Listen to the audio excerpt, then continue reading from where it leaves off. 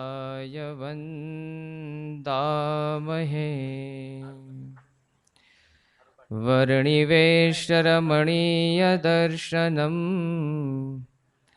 मन्दहासरुचिराननाम्बुजम्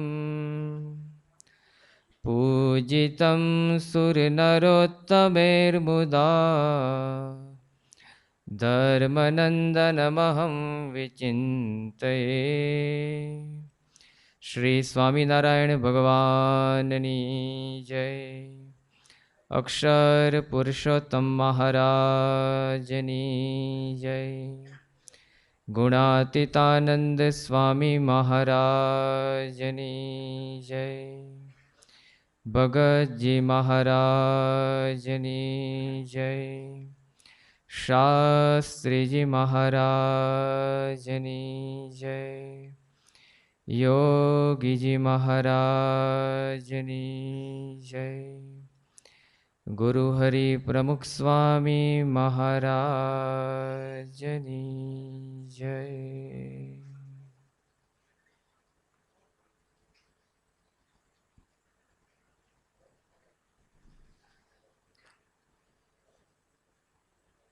સમગ્ર ભારતના સૌથી વધારે દરિયા કિનારાની પટ્ટી ધરાવતા એવા ગુજરાત રાજ્યના સાગર કિનારે તિથલ અને વલસાડને આંગણે આપણે સૌ જ્યારે ઉપસ્થિત છીએ ત્યારે એ જ ગુજરાત અને એ જ ભારત દેશને આજથી બરાબર 211 વર્ષ પહેલાં ભગવાન સ્વામિનારાયણે નીલકંઠ વર્ણી વેશે કિશોર અવસ્થામાં એક અદ્વિતીય અજોડ અને અતુલનીય એવું વન વિચરણ કર્યું, જે આવતા હજારો વર્ષ સુધી અદ્વિતીય અને અપૂર્વ રહેશે. આવા નીલકંઠ વર્ણીની કાયમની આપણને સ્મૃતિ રહે અને એ હેતુસર જ ગુરુહરિ પ્રમુખ સ્વામી મહારાજે આપણા જ તિથલ મંદિરના બરાબર મધ્ય ઘુમ્મટની નીચે સભા મંડપમાં 2005ની સાલમાં નીલકંઠવર્ણી મહારાજની મૂર્તિ પ્રતિષ્ઠા કરી એનો આપણને લાભ પ્રાપ્ત થાય, એમને જે ગુણો કેળવ્યા હતા અને જે વન વિચરણ કરી જે કાર્ય કર્યું હતું એ કાર્યની કાયમની આપણને સ્મૃતિ થાય એ માટે આપણે એનો નિત્ય અભિષેક પણ કરીએ છીએ. આપણે સૌ આ 5 દિવસ સુધી ભગવાન સ્વામિનારાયણના આ નીલકંઠ વર્ણી કહેતા હરિવન વિચરણ દ્વારા એમની અદ્વિતીયતા, એમની વિશેષતાઓ અને સાથે એમને કરેલા મહાન કાર્યોની સ્મૃતિ એ કરવાના છીએ. આપણે સૌ જાણીએ છીએ કે આપણો સમગ્ર સંપ્રદાય એ ભક્તિ સંપ્રદાય છે. હિન્દુ ધર્મના જેટલા કાંઈ સંપ્રદાયો છે એ દરેક સંપ્રદાયના જે કાંઈ અનુયાયીઓ છે એ દરેક અનુયાયીઓ તે ઈષ્ટદેવ સાથે ભક્તિથી જોડાયેલા છે. આ ભક્તિ ઘણા બધા પ્રકારની છે, પરંતુ શ્રીમદ ભાગવતમાં મુખ્યત્વે 9 પ્રકારની ભક્તિ વર્ણવવામાં આવેલી છે. શ્રવણમ કીર્તનમ વિષ્ણુ સ્મરણમ પાદ સેવનમ અર્ચનમ વંદનમ દાસ્યમ સખ્યમ આત્મનિવેદનમ. આ 9 પ્રકારની ભક્તિ છે જેના દ્વારા ભગવાનને ભક્ત એ રીઝવી શકે છે, પ્રસન્નતા પ્રાપ્ત કરી શકે છે. પરંતુ આ 9 પ્રકારની ભક્તિ એમાં પ્રથમ ભક્તિને મૂકવામાં આવી છે શ્રવણ ભક્તિ, કે જેના પરથી જ આપણા ભારત વર્ષના જે મહિનાઓ અને જેના પરથી શ્રાવણ મહિનાનું નામ પડેલું છે શ્રવણ, કે જે મહિનાની અંદર વિશેષ કરીને શ્રવણ કરવામાં આવે છે એ શ્રાવણ મહિનો. તો શ્રવણ એ ભગવાનની 9 પ્રકારની ભક્તિમાં પ્રથમ ભક્તિ છે. શા માટે એને પ્રથમ ક્રમે મૂકવામાં આવી છે? કે જો શ્રવણ ભક્તિ હોય તો બાકીની 8 જે ભક્તિ છે એ સહેજે સિદ્ધ થાય. તો આ શ્રવણ ભક્તિનું એક અદ્ભુત સ્થાન, પ્રથમ સ્થાન એ 9 પ્રકારની ભક્તિમાં મૂકવામાં આવ્યું છે. શ્રવણ કહેતા સાંભળવું. આપણે સાંભળીએ તો છીએ જ, જેમ અત્યારે સાંભળી રહ્યા છીએ, પરંતુ સાંભળવામાં પણ ઘણા બધા વેદ રહેલા છે. સાંભળનારા જે શ્રોતાજનો એના શ્રીમદ ભાગવતમાં 14 પ્રકારના ભેદ વર્ણવ્યા છે. એની અત્યારે ચર્ચા આપણે નહીં કરીએ, પરંતુ આ જે સાંભળીએ છીએ એમાં શું સાંભળવું અને શું ના સાંભળવું એનો જ્યારે આપણને ખ્યાલ નથી રહેતો, ત્યારે ઘણી વખત આપણે ખોટા માર્ગે પણ દોરાઈ જતા હોઈએ છીએ. સાંભળવા માટે ઘણી બધી વસ્તુઓ છે. તો શા માટે સાંભળવું? કારણ કે આપણને દરેકને ખબર છે કે કોઈ પણ વ્યક્તિને જ્યારે સાંભળીએ છીએ ત્યારે જ વ્યક્તિને બરાબર સમજી શકીએ છીએ. સમજવા માટેની પૂર્વ શરત છે સાંભળવું. આજે શિક્ષક એ વિદ્યાર્થીને જો બરાબર સાંભળે, તે બરાબર સમજ્યું છે કે નહીં એનો ખ્યાલ આવે છે. એ રીતે વિદ્યાર્થી પણ શિક્ષકને બરાબર સાંભળે, ચાલુ વર્ગે ડાફોરિયા ના મરે, તો એને ખબર પડે કે શિક્ષક એ શું સમજાવી રહ્યા છે. એ જ રીતે કુટુંબમાં પણ છે. પિતા જો પુત્રને બરાબર સાંભળે તો એને સમજી શકે છે. એ જ રીતે પુત્ર પણ પિતાને બરાબર સાંભળે, એને ખબર પડે કે ઘર કેવી રીતે ચાલે છે મોંઘવારીની અંદર, તો એને બરાબર સમજી શકે છે. પિતા પુત્ર વચ્ચેની ખાઈ એ ઓછી રહે છે, સમજણનો સેતુ રચાય છે. એ જ રીતે પતિ પત્ની વચ્ચે, આજે પતિ પત્ની વચ્ચેના પણ કેટલા બધા પ્રશ્નો છે, પરંતુ એ પતિ અને પત્ની જો બરાબર એકબીજાને સાંભળે તો બરાબર સમજી શકે છે અને ડિવોર્સના કેસ એ ઓછા બને છે, સમજણનો સેતુ રચાય છે. કહેતા કોઈ પણ વ્યક્તિને સમજવું હોય તેના માટેની પૂર્વ શરત છે બરાબર સાંભળવું. પણ આગળ વાત કરીએ એમ, સાંભળવાનું તો ઘણું બધું છે, પણ શું સાંભળવું ને શું ના સાંભળવું એનો જ્યારે વિવેક નથી રહેતો, ત્યારે ઘણીવાર આપણે ખોટા માર્ગે દોરાઈએ છીએ. તો આપણા માટે આપણા હજારો વર્ષોથી આપણા ઋષિમુનિઓએ આપણને એક એવી વસ્તુ સાંભળવાની કીધેલી છે કે જે સાંભળવાથી આપણા આ જીવનની અંદર શાંતિ થાય. જે સાંભળવાથી આ જીવન જે આપણે જીવીએ છીએ એ સમજણથી જીવી શકાય. અને એવું સાંભળવું કે જેને કરીને આપણો આ છેલ્લો જન્મ એ થઈ જાય. તો સાંભળવા માટે આવા કંઈક હેતુ છે, અને એના માટે આદર્શ આ ભગવાનના ચરિત્રો છે. આ ભગવાનના ચરિત્રો સાંભળવાથી જીવનમાં શાંતિ થાય છે. આ ભગવાનના ચરિત્રો સાંભળવાથી એ કેવી રીતે સમજણ રાખાય એનો આપણને ખ્યાલ આવે છે. અને આ ભગવાનના ચરિત્રો સાંભળવાથી કાયમને માટેનો આપણો જન્મ મરણથી છુટકારો થઈ જાય છે. એટલા માટે આ ભગવાનના ચરિત્રો એ આપણે પારાયણની દરમિયાન એ સાંભળવાના હોય છે. સાથે સાથે ભગવાનના ચરિત્રોની જ્યારે વાત કરીએ ત્યારે આપણને ખરેખર એક આનંદ થાય કે આ ચરિત્રો માટે કોઈ લૌકિક ચરિત્રો નથી, આ પારલૌકિક ચરિત્રો છે. અને એટલા જ હેતુસર આ ચરિત્રોની સાથે અમૃતનો સંબંધ સાંકળવામાં આવેલો છે.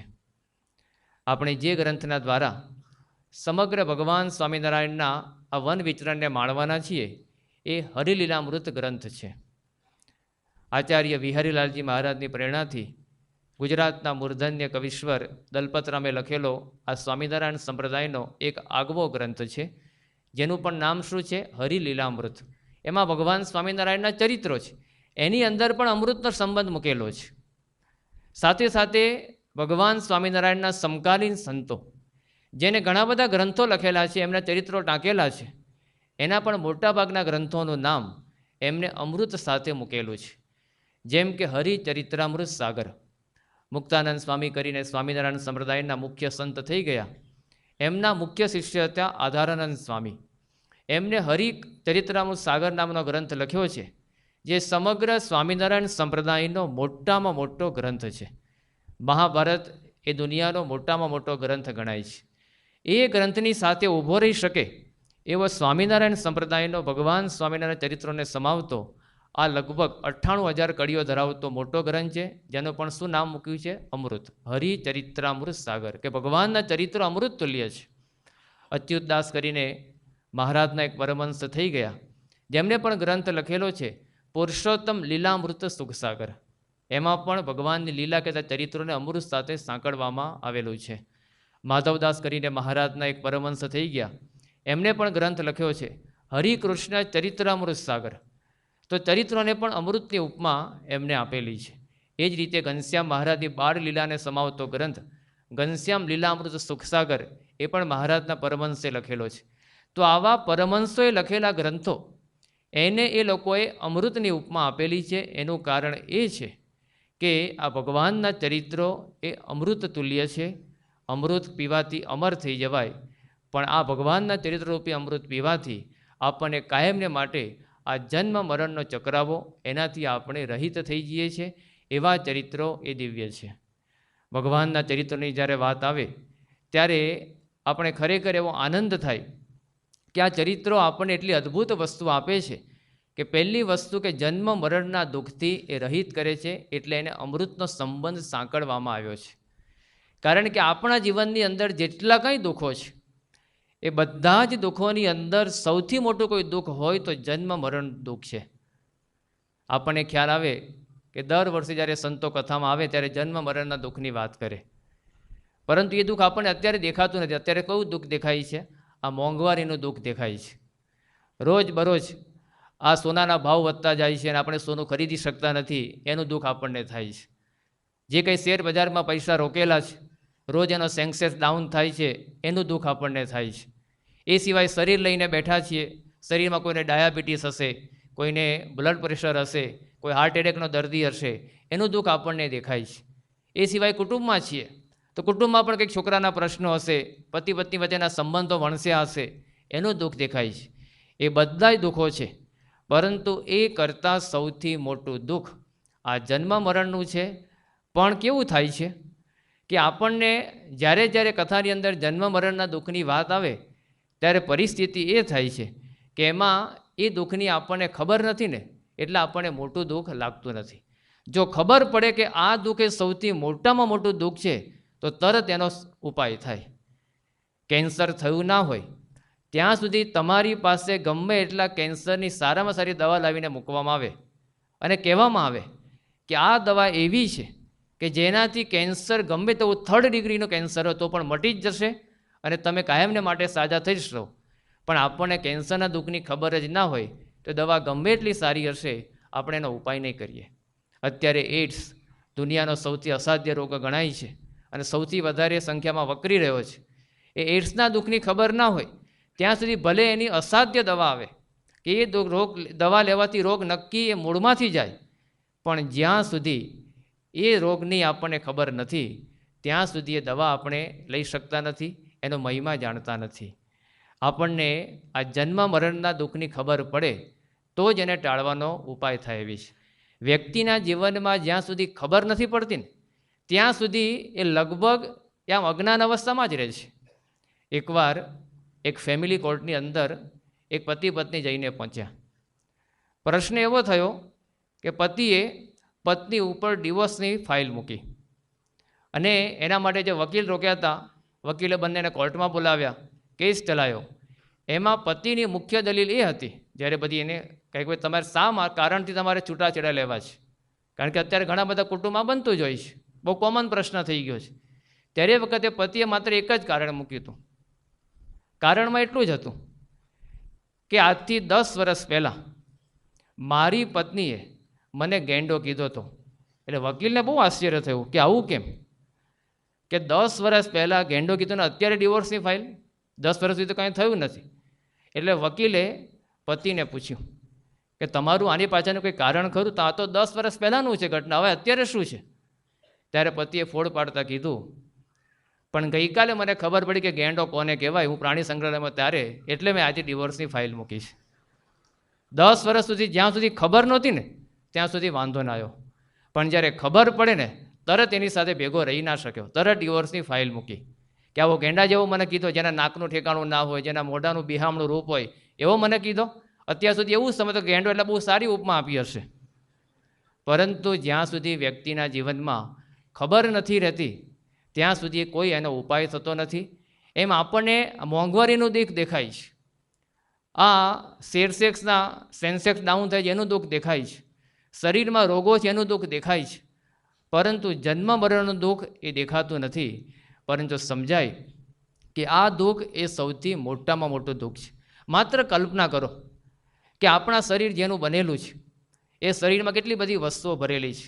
એમાં મળ છે, મૂત્ર છે, લોહી છે, માંસ છે, મજ્જા છે, લાળ છે, લીંટ છે, બધું જ એની અંદર ભરેલું છે. એ બધી જ વસ્તુ 10x10x10ની કોટડી હોય અને એની અંદર બરાબર આવું બધું ભરવામાં આવે, એમાં મળ ભરી હોય, મૂત્ર ભરી હોય, લાળ લીંટ બધું જ એની અંદર ભર્યું હોય અને તમને કહેવામાં આવે કે આની અંદર તમે 9 મિનિટ સુધી અંદર ડૂબકી મારો અને 9 મિનિટના 9,000 રૂપિયા મળશે, કોણ તૈયાર થશે? સાગરમાં ડૂબકી મારશું, પરંતુ આમાં નહીં. કારણ કે આપણને ખબર છે કે આવી અત્યંત દુર્ગંધ મારતી વસ્તુમાં ક્ષણ માત્ર પણ રહી ના શકાય.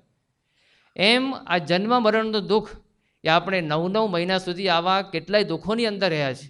એ આપણને જો ખબર પડે તો ભગવાનના ચરિત્રો સાંભળવાની અંદર આપણી આસક્તિ જાગે. ભગવાનના ચરિત્રો એ આ કરે છે કે જન્મ મરણના દુઃખના ચક્રાવાથી આપણને મુક્ત કરે છે. આપણા સૌ વતી પરીક્ષિત રાજાએ આ ઉપાય કરી દીધો. ભાગવતની અંદર આખ્યાન આવે છે કે જ્યારે પરીક્ષિત રાજા એ પોતે એને ખબર પડી કે હવે મારું 7 દિવસમાં મૃત્યુ થવાનું છે, એકદમ ગભરાઈ ગયો.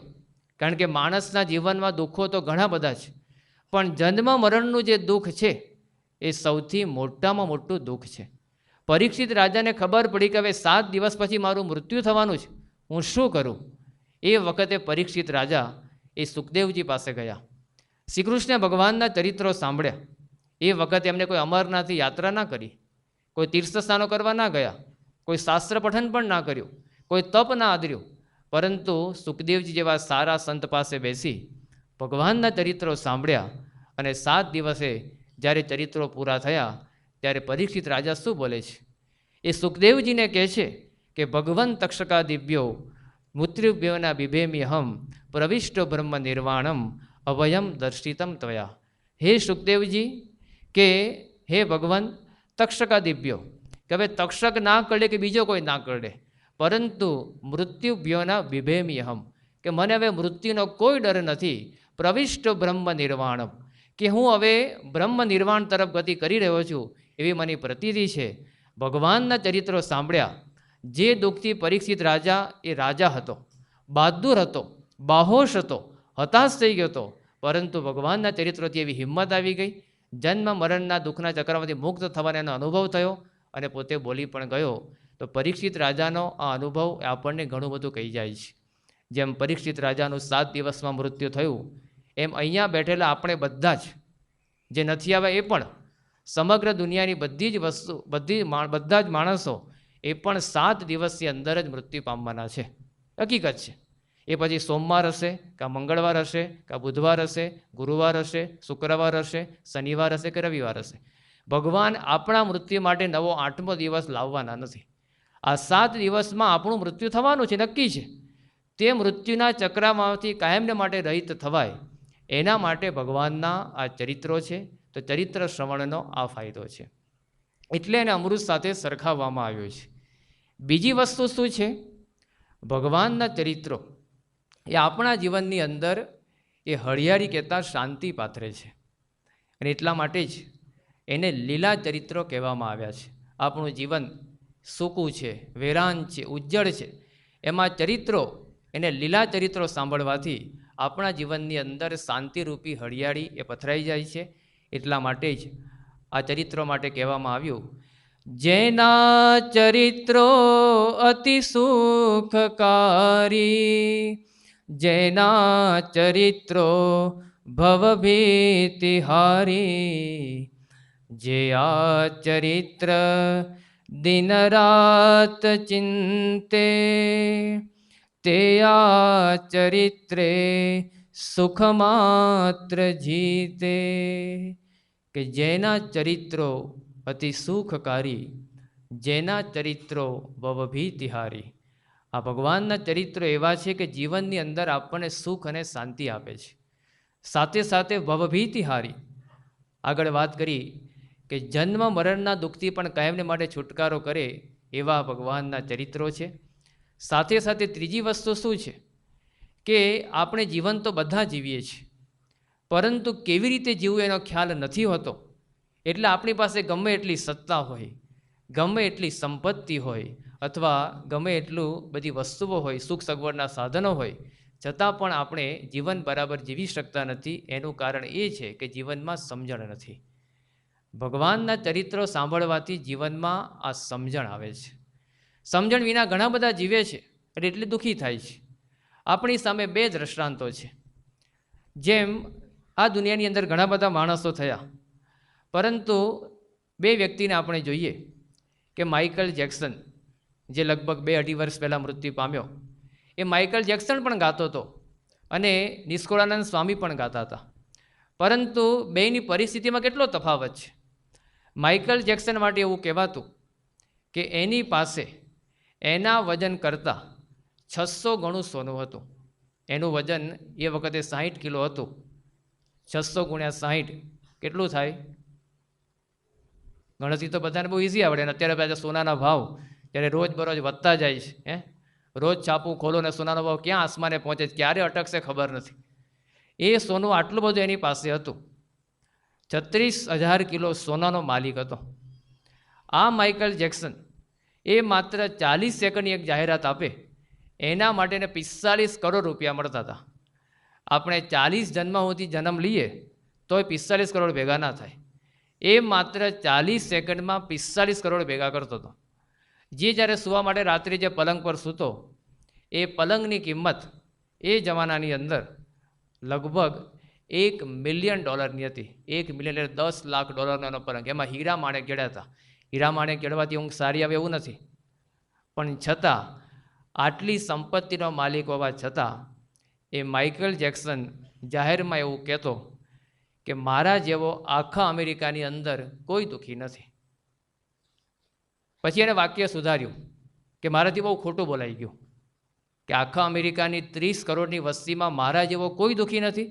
એને વાક્ય સુધાર્યું કે ના ના, તો મારાથી ખોટું બોલાઈ ગયું. પછી એને સુધાર્યું, શું કીધું કે આખી દુનિયાની 6 અબજની વસ્તીમાં મારા જેવો કોઈ દુઃખી નથી. તો આટલી બધી સંપત્તિ, આટલી બધી સંપત્તિનો માલિક, આટલું બધું સોનું, હાથ નાખો ત્યાં સંપત્તિના ઢગલા, પણ છતાં દુઃખી. કારણ કે સમજણનો. તેની સામે નિષ્કુળાનંદ સ્વામી જુઓ. નિષ્કુળાનંદ સ્વામી ભગવાન સ્વામિનારાયણના પરમહંસ હતા, સંત કવિ હતા, જેને 23 જેટલા ગ્રંથો સ્વામિનારાયણ સંપ્રદાયને ભેટ આપેલા છે. એ નિષ્કુળાનંદ સ્વામી શું ગાય છે?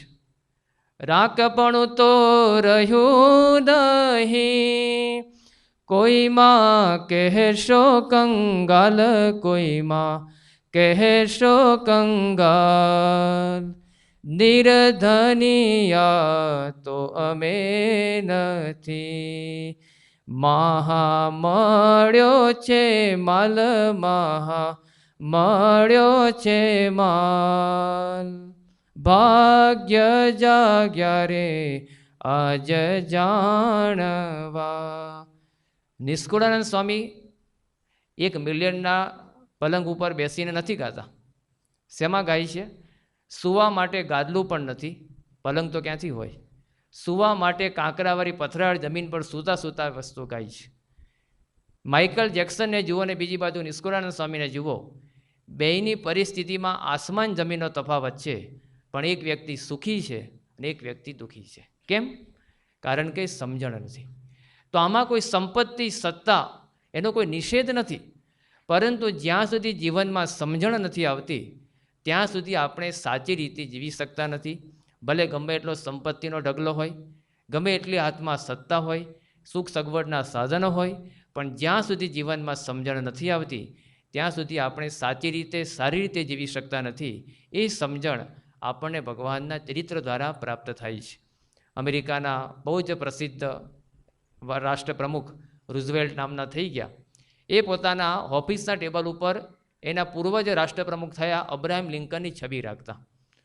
એમના જે બધા સેક્રેટરી એકવાર એમને પૂછ્યું કે તમે આ લિંકનનો ફોટો શા માટે રાખો છો, એનું કોઈ કારણ? ત્યારે એ વખતે રૂઝવેલ્ટે બહુ સરસ જવાબ આપ્યો.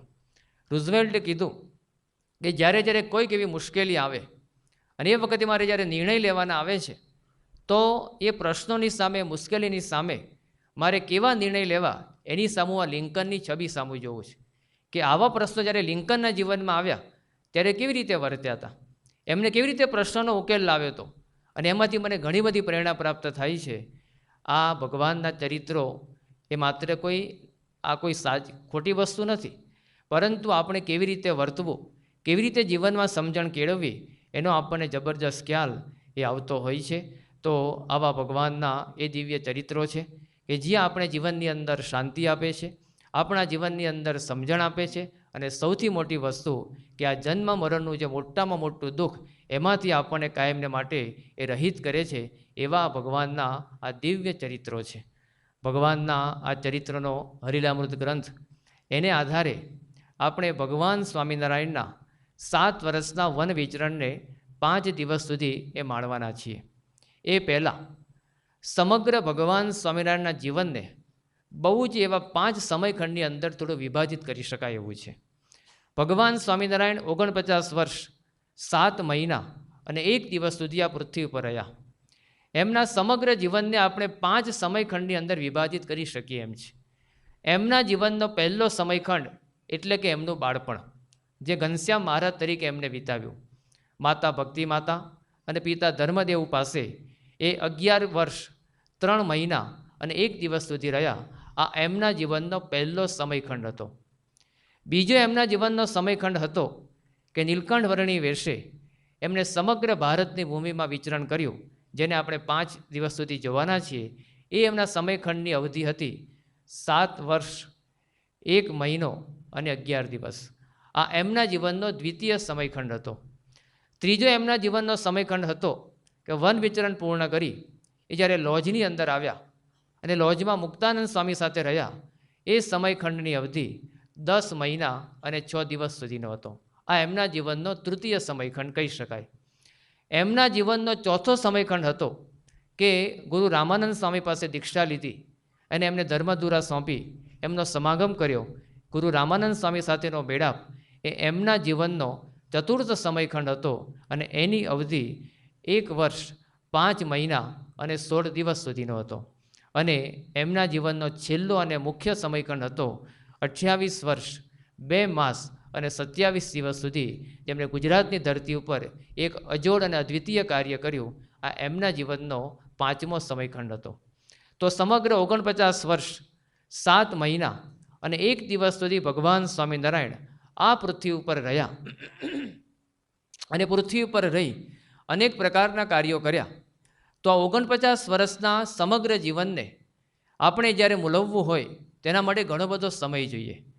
પણ એમાં એમનું વન વિચરણ એ એમના જીવનના એ 7મા ભાગ તરીકે છે.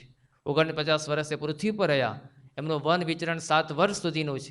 એટલે 49 ભાગ્યા 7 એટલે એમના જીવનનો આ 7મો ભાગ એટલે એમનું વન વિચરણ. એની આપણે પારાયણ એ જોવાના છીએ. પરંતુ એમને આ 7 વર્ષમાં જે કાર્ય કર્યું છે, 7 વર્ષ સુધી સમગ્ર ભારતની પૃથ્વી પર ફરી જે અદ્વિતીય કાર્ય કર્યા છે, એ કાર્ય એ વ્યક્તિગત રીતે શાંતિ આપનારા છે, કૌટુંબિક રીતે શાંતિ આપનારા છે, રાષ્ટ્રીય શાંતિ આપનારા છે અને વૈશ્વિક શાંતિ પણ આપનારા છે. કેવી રીતે? આ નીલકંઠ વર્ણીના 7 વર્ષના વન વિચરણમાં આપણા સમગ્ર વ્યક્તિગત જીવનના 7 દિવસને સુધારી દેવાની તાકાત છે. આપણા 7 દિવસ એટલે આપણું સમગ્ર જીવન, કે આપણે 7 દિવસમાં જીવન પૂરું કરીએ છીએ. સોમવારથી રવિવાર સુધીનું 7 દિવસ એ આપણું સમગ્ર જીવન છે. કહેતા 7 વર્ષના આપણા સમગ્ર 7 દિવસ કહેતા વ્યક્તિગત જીવનને સુધારી દેવાની એમાં તાકાત છે.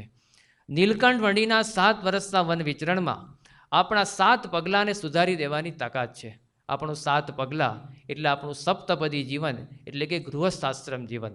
આપણે જ્યારે ગૃહસ્થાશ્રમ જીવન માંડીએ છીએ ત્યારે લગ્નની અંદર આ સપ્તપદીનો સંકલ્પ કરાવવામાં આવે છે. આ સપ્તપદી એટલે શું? આપણું આ ગૃહસ્થ જીવન. તો આ નીલકંઠ વર્ણીના 7 વર્ષના વન વિચરણમાં આ 7 પગલાં કહેતા ગૃહસ્થ જીવનને પણ સુધારી દેવાની તાકાત છે. કૌટુંબિક શાંતિ આપવાની એમાં અદ્ભુત એક તાકાત છે. નીલકંઠ વર્ણીના 7 વર્ષના આ વન વિચરણમાં સપ્ત સિંધુને કિનારે વસેલી આ સમગ્ર ભારત દેશની વસ્તી એને પણ સુધારી દેવાની તાકાત છે. આ સપ્ત સિંધુ એટલે શું? ભારતની અંદર ઘણી બધી નદીઓ છે, પણ મુખ્ય 7 નદી ગણાય છે. ગંગે જ યમુને ચૈવ ગોદાવરી સરસ્વતી નર્મદે સિંધુ કાવેરી જલેસ્મિન સન્નિધિમ કુરુ. ભારતની અંદર આ 7 મુખ્ય નદી ગણાય છે. આ 7 નદી એને કિનારે વસેલો સપ્ત સિંધુનો પ્રદેશ એટલે કે ભારત દેશ, એ ભારત દેશ કહેતા એને પણ રાષ્ટ્રીય શાંતિ આપવાની તાકાત આ નીલકંઠ વર્ણીના 7 વર્ષના વન વિચરણમાં છે. અને સાથે સાથે નીલકંઠ વર્ણીના 7 વર્ષના વન વિચરણમાં 7 સમંદરને કિનારે વસેલી વિશ્વની સમસ્ત પ્રજાને પણ સુખી કરવાની તાકાત છે. કહેતા લોકલી ટુ ગ્લોબલી વ્યક્તિથી લઈને સમસ્ત વિશ્વ સુધી નીલકંઠ વર્ણિનું આ વન વિચરણ એ અનેકને શાંતિ આપી શકે એમ છે, શાતા આપી શકે એમ છે, સુખી જીવનની ચાવી બતાવી શકે એમ છે.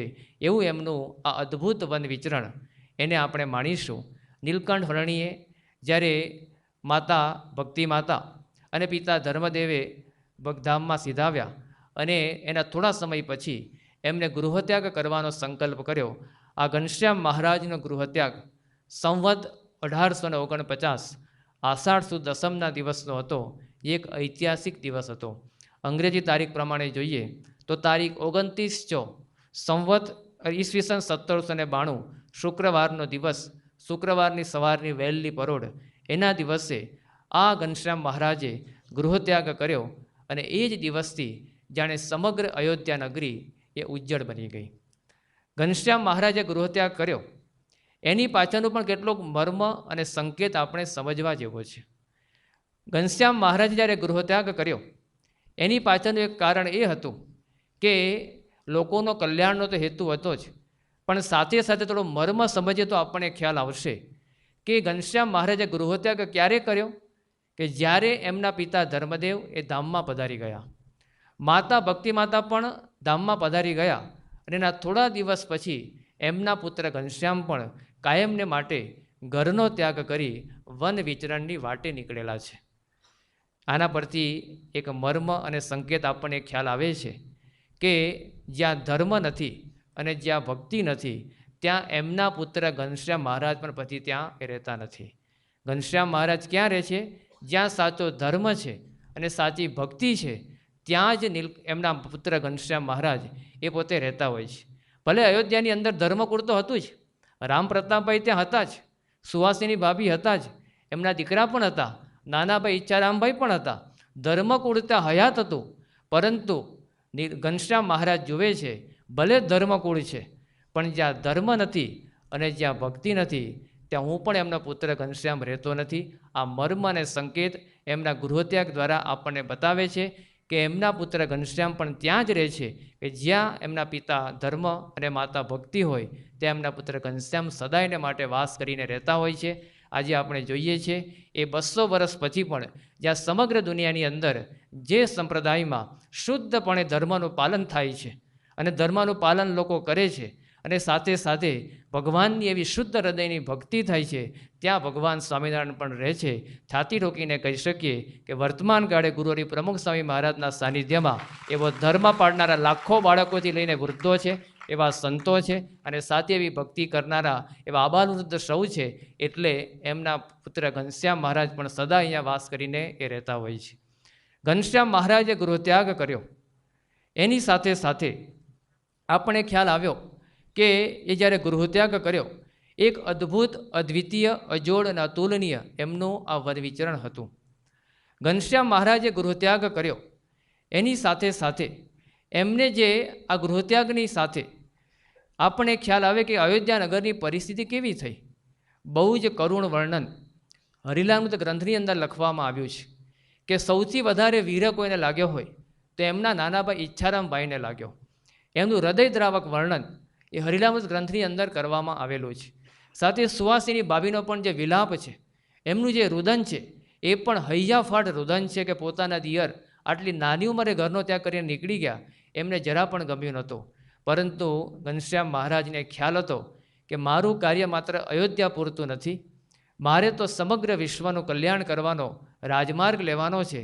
એટલે 11 વર્ષની નાની ઉંમરે એ સદાયને માટે ગૃહત્યાગ કરીને એ નીકળી ગયા છે. જ્યારે આજે બીજી વખત આ અયોધ્યા નગરી એ નાથ વગરની થઈ ગઈ છે. લાખો વર્ષ પહેલાં ભગવાન રામચંદ્રે જ્યારે અયોધ્યા છોડ્યું ત્યારે પણ એ વાલ્મીકી ઋષિએ રામાયણની અંદર લખેલું છે, નહીં તદ ભવિતા રાષ્ટ્રમ યત્ર રામો ન ભૂપતિ તદ્વનમ ભવિતા રાષ્ટ્રમ યત્ર રામો નિવસ્યતિ. રામાયણની અંદર અરણ્યકાંડમાં વાલ્મીકી ઋષિએ આ શ્લોક લખીને અયોધ્યાને બતાવતા કહ્યું છે કે જ્યારે રામચંદ્ર ભગવાને અયોધ્યા છોડી તે એ વખતની અયોધ્યા કેવી થઈ ગઈ? અયોધ્યા સાવ અનાથ બની ગઈ. પરંતુ એ માત્ર 14 વર્ષ સુધી જ અનાથ રહેવાની હતી, કારણ કે 14 વર્ષના વનવાસ પછી તો રામચંદ્ર પાછા આવવાના હતા. પરંતુ એ જ અયોધ્યા નગરીમાં આજથી 211 વર્ષ પહેલાં જ્યારે ઘનશ્યામ મહારાજે ગૃહત્યાગ કર્યો ત્યારથી કાયમને માટે હવે અનાથ બની જવાની હતી, કારણ કે ફરીથી ક્યારેય પાછા અયોધ્યામાં આવવાના નહોતા. આ ઘનશ્યામ મહારાજનો ગૃહત્યાગ એ પોતે નીકળે છે. આષાઢ સુદ દસમ સંવત 1849ની વહેલી પરોઢ એ નીકળ્યા છે. ત્યારે સમગ્ર અયોધ્યા નગરી એ પોતે સૂતી છે. પરોઢનો વહેલો સમય છે અને એ વખતે બધા જ્યારે નિદ્રામાં પોઢ્યા છે એ વખતે એકાંત અને અંધારાનો આ રીતે લાભ લઈ નીલકંઠ વર્ણી એ પોતે અયોધ્યાનો ત્યાગ કરીને નીકળી રહ્યા છે અને કાયમને માટે આ પોતે ગૃહત્યાગ કરી દીધો છે. ઘનશ્યામ મહારાજે આ ગૃહત્યાગ કર્યો અને જે વન વિચરણ કર્યું અને પછી એ નીલકંઠના નામે ઓળખાયા એને આપણે જોવાના છીએ. પરંતુ આ ગૃહત્યાગ એ કોઈ સામાન્ય ગૃહત્યાગ નહોતો. એમનો ગૃહત્યાગ એક અજોડ ગૃહત્યાગ હતો કે જેની તુલના કોઈની સાથે થઈ શકે એવી નથી, એટલે અતુલનીય પણ હતો. સાથે સાથે એમનો આ ગૃહત્યાગ એ અદ્વિતીય હતો. અદ્વિતીય એટલે શું? એના માટે સંસ્કૃતમાં વ્યાખ્યા કરતાં કીધું છે નહીં તત્ સમો અધિકશ્ચવા, કે જેની સાથે કોઈની સરખામણી ના થઈ શકે અને જેનાથી કંઈ અધિક ના હોય એવો અદ્વિતીય કહેવાય. ઘનશ્યામ મહારાજનો ગૃહત્યાગ પણ અદ્વિતીય હતો કે જેની તુલના પૂર્વે ક્યારેય થઈ શકે એવી નથી, ભવિષ્યમાં પણ કોઈની સાથે સરખાવી શકાય એવી નથી. એટલા માટે અદ્વિતીય છે, અજોડ છે, અતુલનીય છે અને અપૂર્વ છે કે પૂર્વે ક્યારેય પણ કોઈ આ રીતે ગૃહત્યાગ કર્યો નથી. 11 વર્ષની નાની ઉંમરે કરેલો ગૃહત્યાગ એક અદ્વિતીય છે. એ એમના 7 વર્ષના વન વિચરણની આપણે 7 પહેલાં વિશેષતાઓ જોઈએ. પહેલાં એમના વન વિચરણની વિશેષતા એ છે કે એમને જે કારણથી ગૃહત્યાગ કરેલો છે એ કારણ એકદમ વિશિષ્ટ છે. હરિલામૃત ગ્રંથની અંદર લખવામાં આવ્યું છે કે માણસ એ ક્યારે પોતે ગૃહત્યાગ કરતો હોય છે કે જ્યારે એના જીવનની અંદર પ્રશ્નો ઊભા થાય ત્યારે ઘરનો ત્યાગ એ પોતે કરતો હોય છે. અહીંયા લખે છે કે કઈ રીતે ગૃહત્યાગ થાય છે. સંસાર છોડી જન ભેખ ધારે, તે તો દિશે છે ત્રિવિધ પ્રકારે, ભાખું હવે સાંભળ ભેદ ભાઈ, ક્રોધે સુબોધે કરજે મુંજાઈ. સંસાર છોડે કરી જે ક્રોધ, તે ત્યાગી થઈને કરશે વિરોધ, સુજે નહીં ઉદ્યમ દેવું થાય, મુંજાઈ જોગી થઈ માંગી ખાય. ઘનશ્યામ મહારાજના ગૃહત્યાગની પહેલી વિશેષતા એ છે કે સંસાર છોડવાના 3 કારણ એ બતાવે છે કે સામાન્ય રીતે વ્યક્તિ 3 કારણથી ગૃહત્યાગ કરતો હોય છે. પહેલું કારણ કે ક્રોધ આવી ગયો હોય, ઘરના કોઈ વ્યક્તિ ઉપર ક્રોધ થયો હોય અથવા ઘરના કોઈ વ્યક્તિ એના પર ક્રોધિત થયા હોય એટલે એને લાગે કે હવે ઘરમાં રહેવા જેવું નથી. અને આવા સમાચાર વારે વારે આપણા જીવનની અંદર આપણે સાંભળતા હોઈએ છીએ. છાપામાં આવે કે છોકરા ઉપર મા બાપ ખીજાઈ ગયા હોય અને પછી છોકરો ઘર છોડીને નાસી જાય અને પછી છાપાની અંદર નાની કાપલી રૂપે સમાચાર આવે કે બેટા તું જલ્દી ઘરે આવી જા, તારી મમ્મીએ 2 દિવસથી ખાધું નથી. આવા કારણમાં મમ્મી જ ખાતી નથી હોતી, પપ્પા તો ખબર નહીં શું કરતા હોય છે. પણ આવા સમાચાર આવે કેમ કે છોકરા ઉપર મા બાપ ખીજાઈ ગયા હોય એટલે. તો આવો ગૃહત્યાગ બહુ લાંબો ટકતો નથી અને એને ગૃહત્યાગ પણ ના કહેવાય. ઘણીવાર એવું પણ થતું હોય છે કે કંઈ અણબનાવ બન્યો હોય અને આવા પ્રશ્નો સામાન્ય જીવન વ્યવહાર જીવનમાં થતા જ હોય છે. યોગીજી મહારાજની બોધ કથાની અંદર બહુ સુંદર બોધ કથા આવે છે. એકવાર પતિ પત્ની વચ્ચે પટેલના ઘરમાં કાંઈ પ્રશ્ન થયો.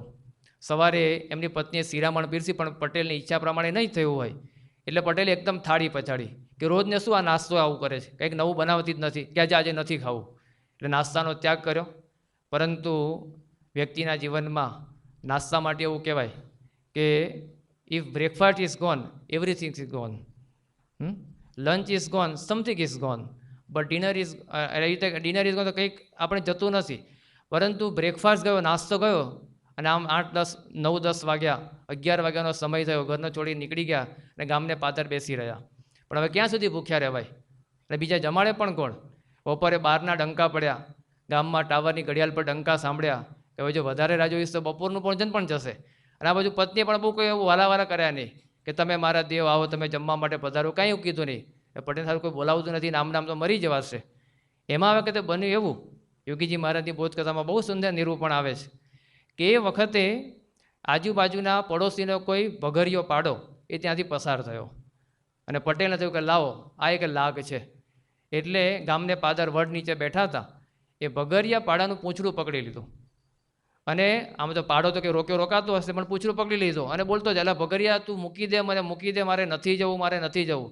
એમ કરતાં કરતાં એના ઘર સુધી આવી ગયા. તો ભગરિયા ક્યાં તેને પકડ્યો હતો, પણ એક બહાનું કહેતા આવો ક્રોધથી કરેલો ગૃહત્યાગ બહુ લાંબો એ ટકતો નથી.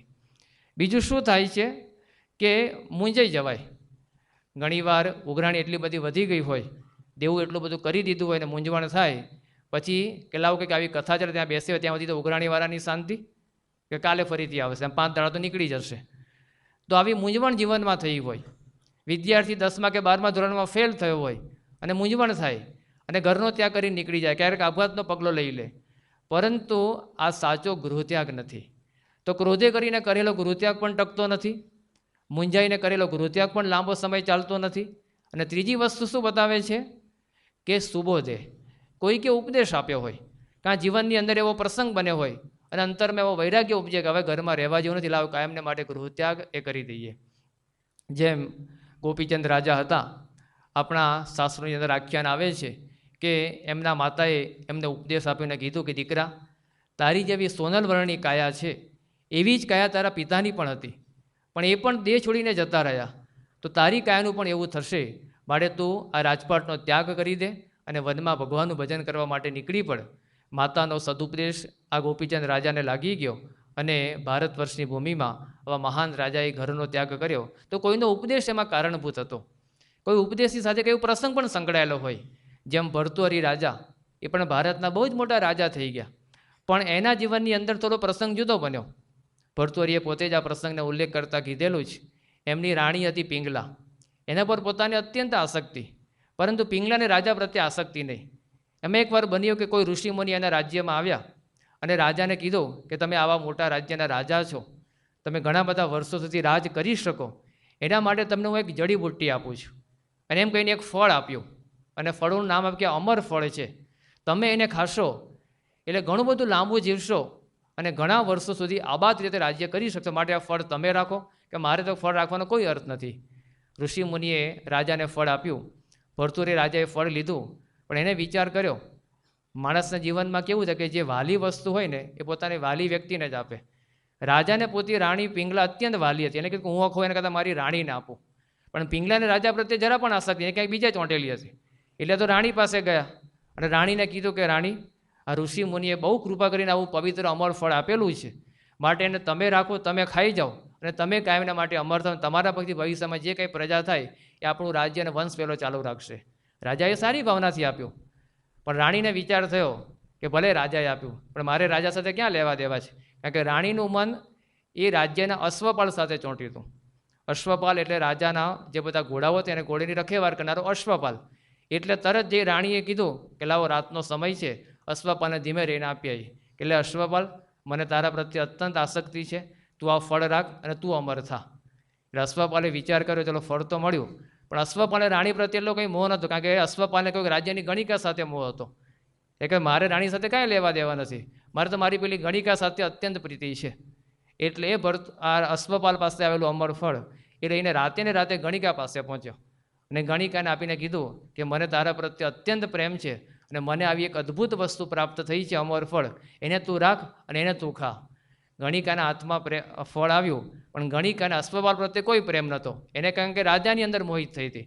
ગણિકાએ વિચાર કર્યો કે હું આ ફળ ખાઉં એના કરતાં મને જેના પ્રત્યે આસક્તિ છે, જેના પ્રત્યે વધારે પ્રેમ છે, એ ભર્તુહરિ રાજાને કેમ ના આપું. એટલે એ સવારે વહેલા ઉઠે એ પહેલાં જ રાજા પાસે ભર્તુહરિના મહેલમાં પહોંચીને કીધું કે રાજાજી, મને આવું અમર ફળ પ્રાપ્ત થયું છે, તમે એને રાખો અને મને વિચાર થયો કે તમારા પછી ભવિષ્યમાં જે પ્રજા થાય એ પણ આપણી વંશ વેલો ચાલુ રાખે, માટે અમર ફળ તમે રાખો. એટલે રાજાના હાથમાં જ્યારે અમર ફળ આવ્યું, ભર્તુહરિને વિચાર થયો કે અમર ફળ ગયું કેવી રીતે. એટલે એને ગણિકાને પૂછ્યું કે તારા હાથમાં આવ્યું ક્યાંથી. એ ગણિકા કે મને તો અશ્વપાલે આપ્યું, કે અશ્વપાલને બોલાવો. અશ્વપાલને ભાઈ તારા હાથમાં આવ્યું ક્યાંથી. ત્યારે એ વખતે અશ્વપાલે કીધું કે મેં તો રાણી પાસેથી મને પ્રાપ્ત થયું. અને રાજાએ રાણીને બોલાવીને કીધું કે તે કેવી રીતે આપ્યો, કે મને એના પ્રત્યે જ રીતે ને આપ્યો. રાજા ભરતુહરીને થયું કે હું જેના પ્રત્યે પ્રેમ રાખું છું એ વળી કોઈક બીજા પ્રત્યે રાખે છે, એ વળી કોઈ ત્રીજાને ચાહે છે.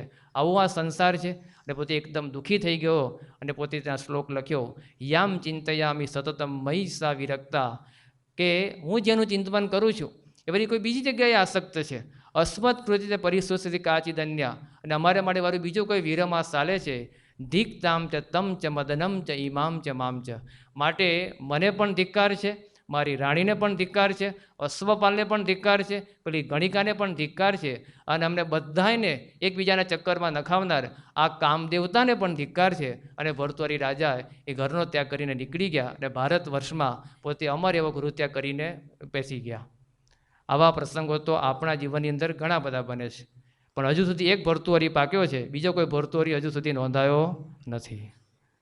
તો કહેવાનું હતું કે આવો કંઈક જીવનમાં પ્રસંગ બને, કોઈનો સદુપદેશ થાય અને વ્યક્તિ ગૃહત્યાગ કરતો હોય છે.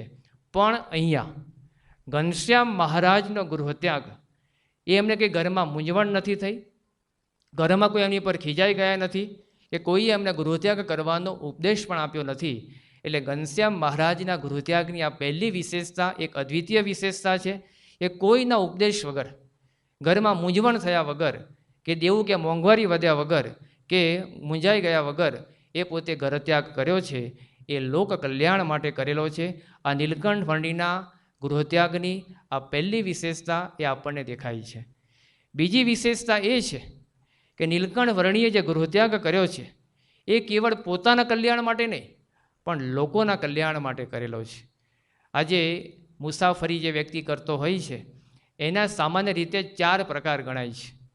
આપણે જે બધા મુસાફરી કરીએ છીએ એ મુસાફરીને આપણે 4 ભાગની અંદર વર્ગીકરણ કરી શકીએ એમ છીએ. કે પહેલો એનો પ્રકાર છે કે જેની અંદર આપણે બધા આનંદ પ્રમોદ માટે ફરવા જઈએ છીએ, જેને ટૂર કહેવાય. ચાલો ભાઈ તિથલ કિનારે જઈએ, ટૂર લઈ આવીએ, જેની અંદર આનંદ પ્રમોદ મુખ્ય હોય છે. એનો હેતુ શું હોય છે? થોડોક ફ્રેશ થઈ આવીએ, આનંદ પ્રમોદ કરી આવીએ, જેને ટૂર કહેવામાં આવે છે. આ મુસાફરીનો પહેલો પ્રકાર છે.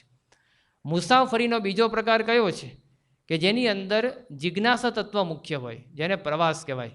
કે ચલો હિમાલયનો પ્રવાસ કરી આવીએ, ક્યાં કેવી આબોહવા છે, કેવું વાતાવરણ છે, ત્યાંના લોકો કેવા છે, કેવી રીતે જીવન જીવે છે, ત્યાં વનસ્પતિ કેવી છે, કેવી જડીબુટ્ટીઓ છે, કે જેની અંદર કંઈક જાણવાની જિજ્ઞાસા હોય એને પ્રવાસ કહેવાય છે. આ મુસાફરીનો બીજો પ્રકાર છે.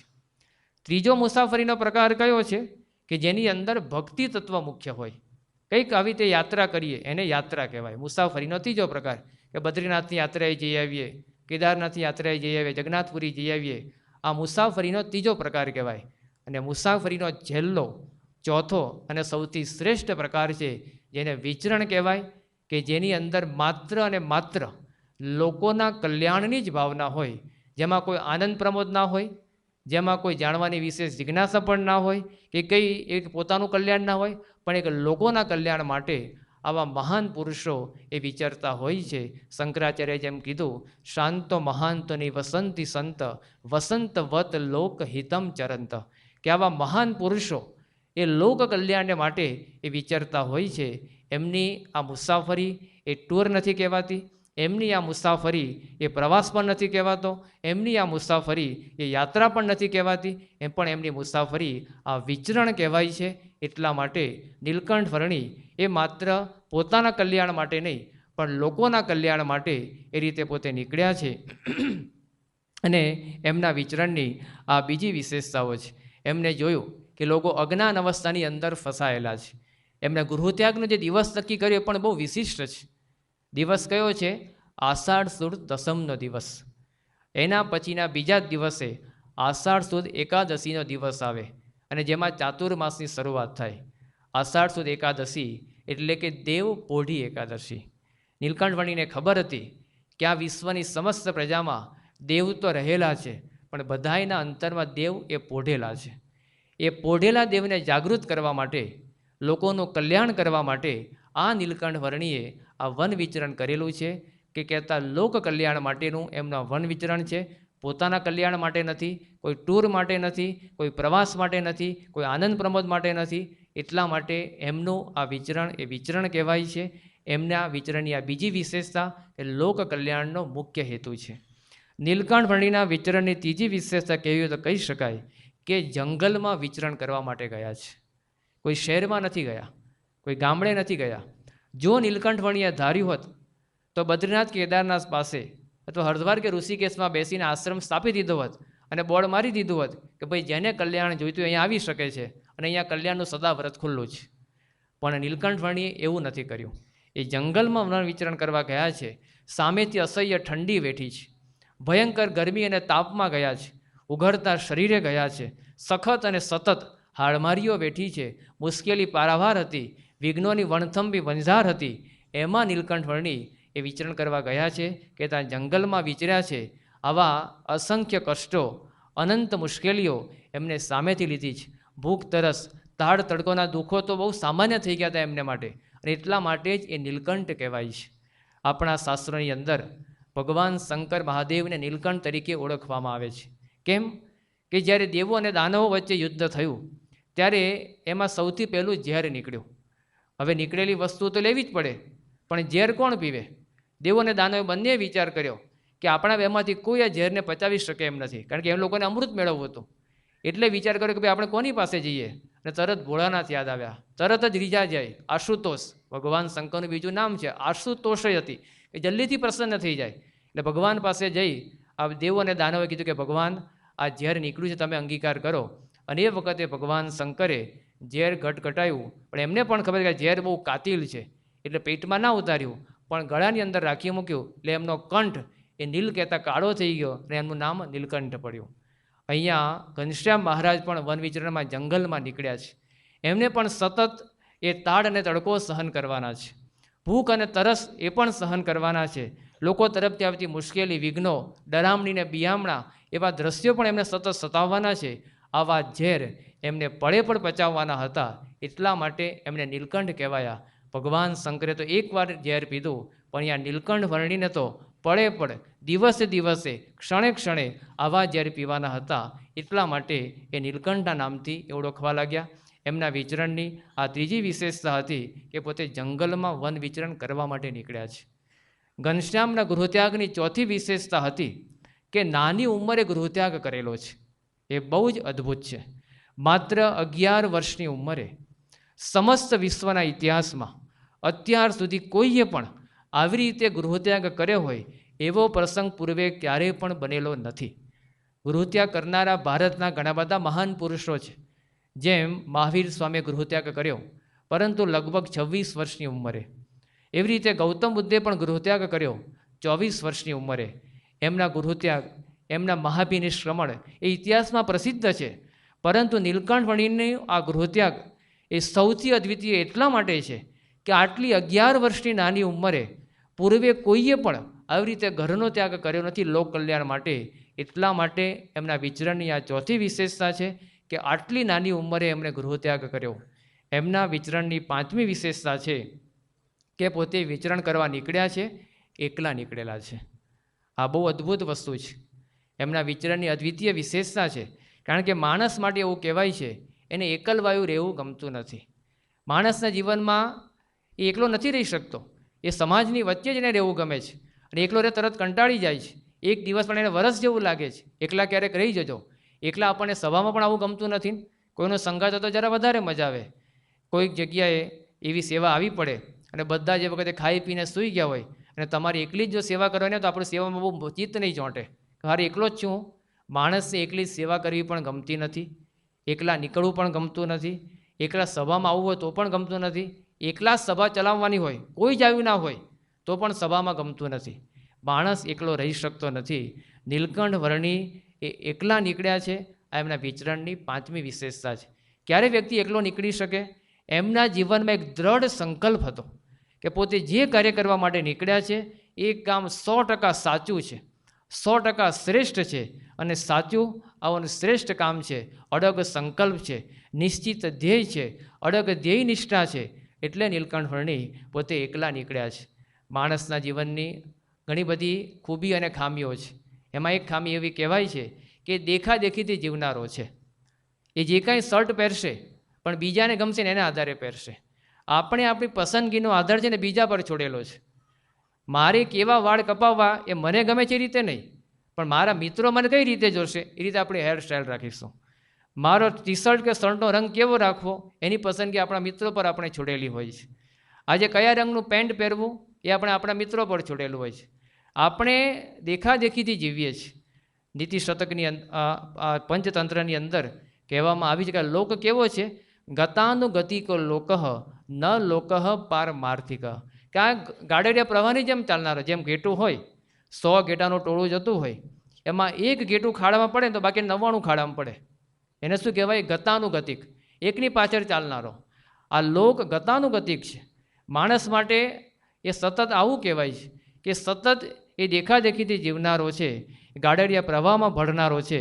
પણ નીલકંઠવર્ણીની વિશેષતા જોઈએ છે કે કોઈના પણ સંગાથ વિના, કોઈના પણ સહકાર વિના, કોઈના પણ સાથ વિના, નથી કોઈનો સાથ, નથી કોઈનો સહકાર, નથી કોઈનો સંગાત, નથી કોઈ સગવડ, નથી કોઈ સુવિધા, અને એકલા નીકળ્યા છે. એમના વિચરણની એ 5મી વિશેષતા છે. એટલે એમનું વિચરણ અદ્વિતીય વિચરણ છે. એમના વિચરણની 6ઠ્ઠી વિશેષતા એ છે કે નીલકંઠવર્ણી જે પરિસ્થિતિમાં નીકળ્યા છે એ પરિસ્થિતિ એ બહુ જ વિશેષ છે. આપણે નીલકંઠવર્ણીના વન વિચરણની આ 5 દિવસ સુધીની પારાયણ લેવાના છે. એમાં વિશેષતાઓ એટલા માટે કહીએ છીએ કે જેથી આપણને એક અસ્મિતા જાગશે, એક ગૌરવ જાગશે કે આપણા ઈષ્ટદેવ ભગવાન સ્વામિનારાયણે માત્ર 11 વર્ષની ઉંમરે જે ગૃહત્યાગ કર્યો છે એ કેટલો અદ્વિતીય અને અજોડ છે. એની બધી આ વિશેષતાઓ આપણી અંદર ખુમારી જગાવશે, આપણું ખમીર જુદું કરી આપશે, આપણી અંદર અસ્મિતા જગાડશે. એવી આ બધી વિશેષતાઓ છે. તો 6ઠ્ઠી વિશેષતાઓ એ છે કે જે પરિસ્થિતિમાં નીકળ્યા છે એ પરિસ્થિતિ કેવી છે. અહીંયા હરિલામત ગ્રંથની અંદર લખ્યું છે કે સામાન્ય રીતે જ્યારે ચાતુર્માસ શરૂ થાય ત્યારે વ્યક્તિ બધું કામ પડતું મૂકી એ પોતાના ઘરમાં આવી જાય. પરંતુ નીલકંઠવર્ણી ક્યારે નીકળ્યા છે? આષાઢ સુદ દસમ, ચાતુર્માસ શરૂ થાય એના આગલા દિવસે નીકળ્યા છે. અહીંયા લખે છે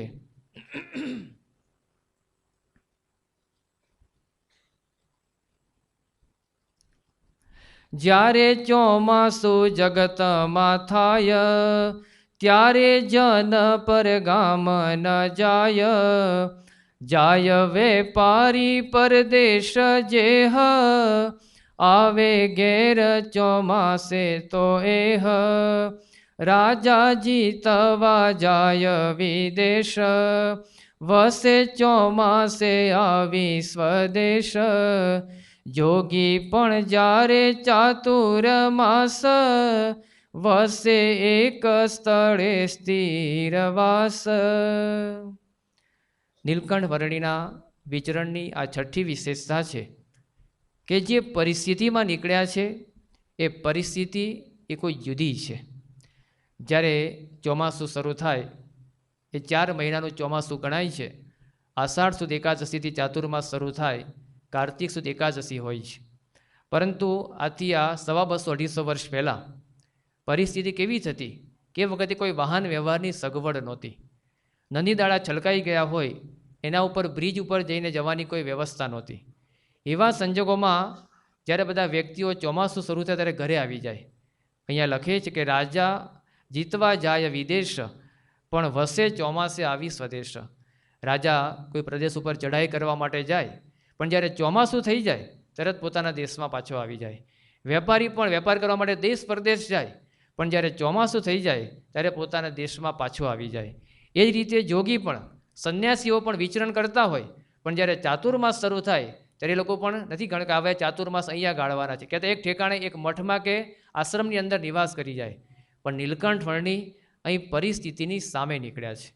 જ્યારે બધા દેશમાં પાછા ફધારે એ વખતે દેશ છોડીને નીકળનારા આ નીલકંઠવર્ણી છે. એટલા માટે એમના વિચરણની આ 6ઠ્ઠી એ વિશેષતા એ બતાવે છે કે પોતે આ વિચિત્ર અને આવી વિકટ પરિસ્થિતિમાં એ પોતે નીકળી રહ્યા છે. એમના વન વિચરણની 7મી અને છેલ્લી વિશેષતા એ છે કે જે રીતે નીકળ્યા છે કોઈ પણ વસ્તુ સાથે લીધા વગર નીકળ્યા છે. એમને ખબર છે કે હવે હું ફરીથી ક્યારેય પાછો ઘરમાં ફરવાનો નથી, કોઈ વસ્તુ સાથે લીધી નથી. આજે આપણે ખાલી 2 દિવસનો પ્રવાસ કરવાનો હોય તોય સૂકી ભાજી, થેપલા, પૂરીનો ડબ્બો જોડે રાખીએ. ક્યાં રહેવાનું છે અગાઉથી હોટલ મોટલનું બુકિંગ કરી લીધું હોય. કેવી રીતે જ રસ્તે રોકાવાનું છે, લંચ શું કરીશું, ક્યાં કરીશું, શોનો કરીશું, સવારે બ્રેકફાસ્ટ ક્યાં કરશું, ક્યાં સૂઈ જઈશું, બધી વ્યવસ્થા કરીને નીકળીએ છીએ. નીલકંઠ વર્ણી વર્ષોના વન વિચરણમાં નીકળે છે. ક્યાં રોકાવાનું છે ખબર નથી, ક્યાં જઈને શું કરવાનું છે, શું ખાવાનું છે એનો કોઈ આધાર નથી. પણ કોઈ પણ વસ્તુ સાથે લીધા વગર નીકળ્યા છે. માત્ર શરીર ઉપર એક કોપીન ધારણ કરી છે, હાથમાં માળા અને કમંડલું છે, ગળામાં કંઠી અને ગુટકો છે, શાલિગ્રામ છે અને સાથે જર ગણું લીધું છે. નીલકંઠ વર્ણીની આ ખરેખર સાતમી અદ્વિતીય વિશેષતા છે કે કોઈ પણ વસ્તુ સાથે લીધા વગર નીકળ્યા છે, માત્ર લઈને નીકળ્યા છે. એકાંતિક ધર્મને સાથે લઈને નીકળ્યા છે.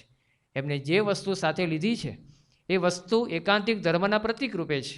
જેમ એમને ગરુણું સાથે લીધું છે, કારણ કે રસ્તામાં પાણી પીવા માટે ગાડીને પીવું પડે, એમને એવો આદેશ આપવો છે, ભવિષ્યમાં ધર્મનું સ્થાપન કરવું છે, તો ધર્મના પ્રતીક રૂપે એમને ગરુણું સાથે લીધું છે. એકાંતિક ધર્મ એટલે શું? ધર્મ, જ્ઞાન, વૈરાગ્ય અને ભક્તિ. આ 4 અંગે સહિતનો ધર્મ એને એકાંતિક ધર્મ કહેવાય. નીલકંઠ વર્ણી ધર્મના પ્રતીક રૂપે એમને ગરુણું સાથે લીધું છે. સાથે સાથે એમને ગુટકો લીધો છે. ગુટકો એટલે સર્વશાસ્ત્રના સાર રૂપે ગુટકો. નીલકંઠ વર્ણીએ જ્યારે 8 વર્ષના ઘનશ્યામ મહારાજ રૂપે હતા ત્યારે બધા જ શાસ્ત્રોનો અભ્યાસ એમને કરી લીધો હતો અને એનો સાર પોતે લખ્યો હતો, એને ગુટકામાં સમાવેશ કર્યો હતો. એટલે એમને પોતાની સાથે લીધો છે, જે જ્ઞાનના પ્રતીક રૂપે છે. આ એકાંતિક ધર્મનું બીજું અંગ છે. ત્રીજું અંગ એકાંતિક ધર્મનું છે વૈરાગ્ય, કે જેના પ્રતીક રૂપે નીલકંઠ વર્ણીએ પોતાની સાથે કમંડલું લીધું છે, કે એ કમંડલું એ ભવિષ્યમાં એમને વૈરાગ્ય પણ પોતાના સંતો પાસે, ભક્તો પાસે કરાવવો છે. એના એકાંતિક ધર્મના ત્રીજા અંગ રૂપે, વૈરાગ્યના પ્રતીક રૂપે એમને કમંડલું એ સાથે લીધેલું છે. એકાંતિક ધર્મનું ચોથું ને મહત્ત્વનું અંગ ભક્તિ, કે ભક્તિના પ્રતીક રૂપે એમને શાલિગ્રામને સાથે લીધું છે. કહેતા આવી રીતે એકાંતિક ધર્મને સાથે લઈને નીકળ્યા છે. બાકી ખાવા પીવાની કે રહેવા જમવાની કોઈ પણ પ્રકારની વસ્તુ એમને સાથે લીધી નથી. આ નીલકંઠ વર્ણીના વિચરણની સાતમી અદ્વિતીય વિશેષતા છે. વર્ણી આપણને સમજાવી રહ્યા છે કે કોઈ પણ કાર્ય તમારે કરવું હોય તો એના માટે જેટલી જરૂરિયાતો ઓછી હશે ને એટલું કાર્ય સારી રીતે કરી શકાશે. આ બહુ મોટો મેસેજ આપી જાય છે. આપણે કેવું હોય છે કે આપણી પાસે જેટલી વધારે વસ્તુ હોય એટલા આપણે વધારે સુખી, પણ એવું નથી. નીલકંઠ વર્ણી અહીંયા આપણને સમજાવી રહ્યા છે, જો જીવનમાં તમારે આદર્શ ધ્યેયને સિદ્ધ કરવો હોય, તમારે જીવનમાં કાર્ય સિદ્ધિ મેળવવી હોય, તો એના માટે બને એટલી ઓછી જરૂરિયાતો તમારી સાથે રાખો. જેટલી તમે નવી માલિક થાવ, નવી વસ્તુના માલિક થાવ છો, એ હકીકતમાં તે વસ્તુના ગુલામ થાવ છો. કારણ કે તે વસ્તુ પછી આપણને ચાલી શકે એમ, એના વિના ચાલી શકે એમ નથી. એટલે અને જેટલી વસ્તુ જીવનમાં નવી માલિકી રૂપે આવી એવું સમજવાનું કે તે વસ્તુના આપણે ગુલામ થઈએ છીએ, આપણે ગુલામીમાં જતા રહીએ છીએ. થોરો નામના બહુ જ મોટા અમેરિકાના તત્વચિંતક થઈ ગયા. એ 3 વર્ષ સુધી અમેરિકાની પ્રસિદ્ધ નદી બોલ્ડનને કાંઠે જતા રહ્યા અને 3 વર્ષ સુધી ચિંતન કર્યું. 3 વર્ષના ચિંતન પછી એમણે બહુ અદ્ભુત પુસ્તક લખ્યું. પુસ્તકનું નામ છે વોલ્ડન. આખું અંગ્રેજીમાં પુસ્તક છે અને એ પુસ્તકના સાર રૂપે એમને આ વાક્ય લખેલું છે કે એને સાર શું છે કે all the so called necessities and facilities and luxurious of man are not only not indispensable, but they are positive hindrance for the benefit and elevation of the mankind. કે માણસના જીવનમાં જેટલી લક્ઝરી આવે છે, જેટલી ફેસિલિટી આવે છે, એ ખરેખર ફેસિલિટી નથી, એ લક્ઝરી નથી, પણ they are the positive hindrance. એ હકારાત્મક અડચણો છે. એના જીવનને આગળ વધવા માટે એ હકારાત્મક અડચણો ઊભી કરે છે. એને સમજવા માટે માત્ર 2 દ્રષ્ટાંતો પૂરતા છે. આઇન્સ્ટાઈન દુનિયાના સૌથી મહાન વૈજ્ઞાનિક થઈ ગયા. કેટલો મહાન વૈજ્ઞાનિક! માત્ર 26 વર્ષની ઉંમરે એને સાપેક્ષવાદનો સિદ્ધાંત આપી દીધો. જે દુનિયા 5000 વર્ષમાં પ્રગતિ ન કરી શકે એને માત્ર 50 વર્ષમાં પ્રગતિ કરી દીધી આઇન્સ્ટાઈનના સિદ્ધાંતને આધારે. પણ આઇન્સ્ટાઈનનું જીવન કેવું હતું? એ જીવનની અંદર જરૂરિયાતો અત્યંત ઓછી રાખતો. એના માટે એવું કહેવાતું કે પોતે બૂટ પહેરતો પણ મોજા પહેરતો નહીં, કે મોજા પહેરવાનો ટાઈમ ના બગડવો જોઈએ. શર્ટ પહેરતો તો શર્ટ પણ હંમેશા આખી બાજુનું ના પહેરતો, કે જેથી બટન વાંખવાની માથાકૂટ ના થાય. એ રીતે એનું જે ઘર હતું એ ઘરની દિવાલ પણ એક પણ ચિત્ર એને નહોતું લગાવ્યું. એ બધી ક્યાં માથાકૂટ કરવી? અમેરિકાની અંદર રહેવાનું હોય તો સહેજે ત્યાં કાર્પેટ તો રાખવી જ પડે. એના ઘરની અંદર કોઈ પણ પ્રકારની શેતરંજી કે કાર્પેટ પણ નહોતી. બને એટલી જરૂરિયાતો ઓછી, તો તો જીવનમાં કાર્યસિદ્ધિ આપણને વહેલી પ્રાપ્ત થાય છે. અને આઇન્સ્ટાઈનના જીવનનો પ્રસંગ નોંધાયેલો છે. એ જ્યારે પોતે અમેરિકાના પ્રમુખ રૂઝવેલ્ટ એને મળવા માટે બોલાવ્યો, તો રૂઝવેલ્ટને મળવા માટે એ પ્રેસિડેન્ટ હાઉસમાં જાય છે. ત્યારે પણ એને મોજા પહેર્યા નહોતા, માત્ર બૂટ પહેરીને ગયો હતો કે મોજા પહેરવાનો મારી પાસે ટાઈમ જ નથી. અમેરિકાના દેશના સર્વોચ્ચ વ્યક્તિને મળવા જાય છે. પણ આનો જીવન શું બતાવે છે? નીલકંઠ વાણી આપણને સમજાવે છે, જો તમારે જીવનમાં કાર્યસિદ્ધિ પ્રાપ્ત કરવી હોય, સિદ્ધિ મેળવવી હોય, તો બને એટલી જરૂરિયાતો એ ઓછી રાખો. આપણા દેશના the iron man of India Sardar Vallabhbhai Patel, કે જેને માત્ર 20 દિવસની અંદર 562 રજવાડા ભેગા કરી દીધા. એક અશક્ય કાર્ય હતું. લોર્ડ માઉન્ટ બેટન એ જ્યારે ભારત છોડીને ગયા, ત્યારે એવું છેલ્લે કહીને ગયા હતા કે ભારતના જે 562 રજવાડા નાના મોટા છે, એને એક કરતાં ભારત દેશને ઓછામાં ઓછા 20 થી 25 વર્ષ થશે. પણ સરદાર વલ્લભભાઈ પટેલે એ કાર્ય માત્ર 20 દિવસની અંદર પાર પાડી દીધું. એના જીવન સામું જુઓ કે બને એટલી જરૂરિયાતો ઓછી, એકદમ સાદું જીવન. સરદાર વલ્લભભાઈ પટેલના જીવનનો ઉલ્લેખ મળે છે કે પોતે જે ચશ્મા પહેરતા, એ ચશ્માનું જે બોક્સ હતું એ 20 વર્ષ જૂનું એનું ખોખું હતું. જે હાથમાં ઘડિયાળ પહેરતા, એ ઘડિયાળ 30 વર્ષ જૂની હતી. આજે તો વર્ષ એને ઘડિયાળ બદલી, હવે તો ઘડિયાળના જમાના જ જતા, કારણ કે ફોલમાં જ ઘડિયાળ આવી ગઈ. પણ સરદાર વલ્લભભાઈ પટેલ 30 વર્ષની જૂની ઘડિયાળ હાથમાં પહેરી રાખતા. ભલે ભારતના હોમ મિનિસ્ટર હતા, ભારતના નાયબ વડાપ્રધાન પણ થયા હતા, પરંતુ 30 વર્ષ જૂની એના હાથમાં ઘડિયાળ હતી. અને એવું કહેવાય છે કે એ જે લોટો વાપરતા, એ લોટો અમદાવાદની અંદર સરદાર પટેલ સંગ્રહસ્થાન કરીને મ્યુઝિયમ રાખવામાં આવી છે, લોટો ત્યાં મૂકેલો છે. એ લોટોની અંદર ગોબો નહીં, આખો ખરડાયેલો લોટો છે. કોઈ આપણે સામાન્ય માણસ પણ ના વાપરે એવો ગોબાયેલો, ખવાયેલો લોટો આ સરદાર વલ્લભભાઈ પટેલ એ પાણી પીવા માટે વાપરતા હતા. તો શું બતાવે છે મહાન પુરુષો? કે તમારે જીવનમાં અદ્ભુત કાર્યની સિદ્ધિ મેળવવી હોય તો એના માટે બને એટલી જરૂરિયાતો ઓછી રાખો. નીલકંઠ વર્ણિની 7મી વિચરણની વિશેષતા આપણને સમજાવે છે કે બને એટલી જીવનમાં આ વસ્તુઓ ઓછી હોય, જરૂરિયાતો ઓછી હોય, તો આપણે કાર્યસિદ્ધિ એ સારી રીતે કરી શકીએ છીએ. નીલકંઠના વિચરણની આ 7 વિશેષતાઓ, એમના સમગ્ર 7 વર્ષનું વિચરણ એ આપણા જીવનની અંદર સુખનું સપ્તરંગી મેઘધનુષ્ય એ રચી આપે એવી છે. એવી અદ્ભુત 7 વિશેષતાઓ છે. નીલકંઠ વર્ણી આવી રીતે અયોધ્યાનો ત્યાગ કરીને નીકળેલા છે. એક પછી એક એ શહેર વટાવતા જાય છે, એક પછી એક સ્થાનોની મુલાકાત એ પોતે કરતા જાય છે. દિન પ્રતિદિન એમનું આ વિચરણ એ ચાલી રહ્યું છે. એ વિચરણની આપણે થોડીક શરૂઆત કરીએ કે નીલકંઠ વર્ણી જ્યારે અયોધ્યાનો ત્યાગ કરીને નીકળ્યા છે, આષાઢ સુદ દસમનો દિવસ છે, એની પહેલી રાત્રિએ એ પોતે અમરપુર ગામમાં પહોંચે છે. અને એ જ વખતે અમરપુર ગામમાં રોકાય છે. બીજો દિવસ થાય છે, સવાર પડે છે, ગામના લોકો જુએ છે કે નીલકંઠ વર્ણી 11 વર્ષનો બટુક બ્રહ્મચારી એ અહીંયા ગામને પાદરે આવીને બેઠા છે. નીલકંઠ વર્ણીની એક મોહક ક્રાંતિ હતી. બ્રહ્મચર્યથી ઓજતું એવું દૈદીપ્યમાન એમનું લલાટ હતું, એટલે કોઈને પણ એમાં મોહ થઈ જાય. ગામના લોકોએ આવીને જોયું કે આ તો બ્રહ્મચારી છે, એમની આજુબાજુમાં કોઈ વસ્તુ નથી, માટે લાવો આપણે એમને કંઈ ખાવાની વસ્તુ આપીએ. એટલે એક પછી એક ગામના લોકો ત્યાં આવ્યા અને પોતાના ઘરમાં જે કંઈ હતું, ફળ ફળાદી હતી, સીધું હતું, ત્યાં આવીને મૂક્યું.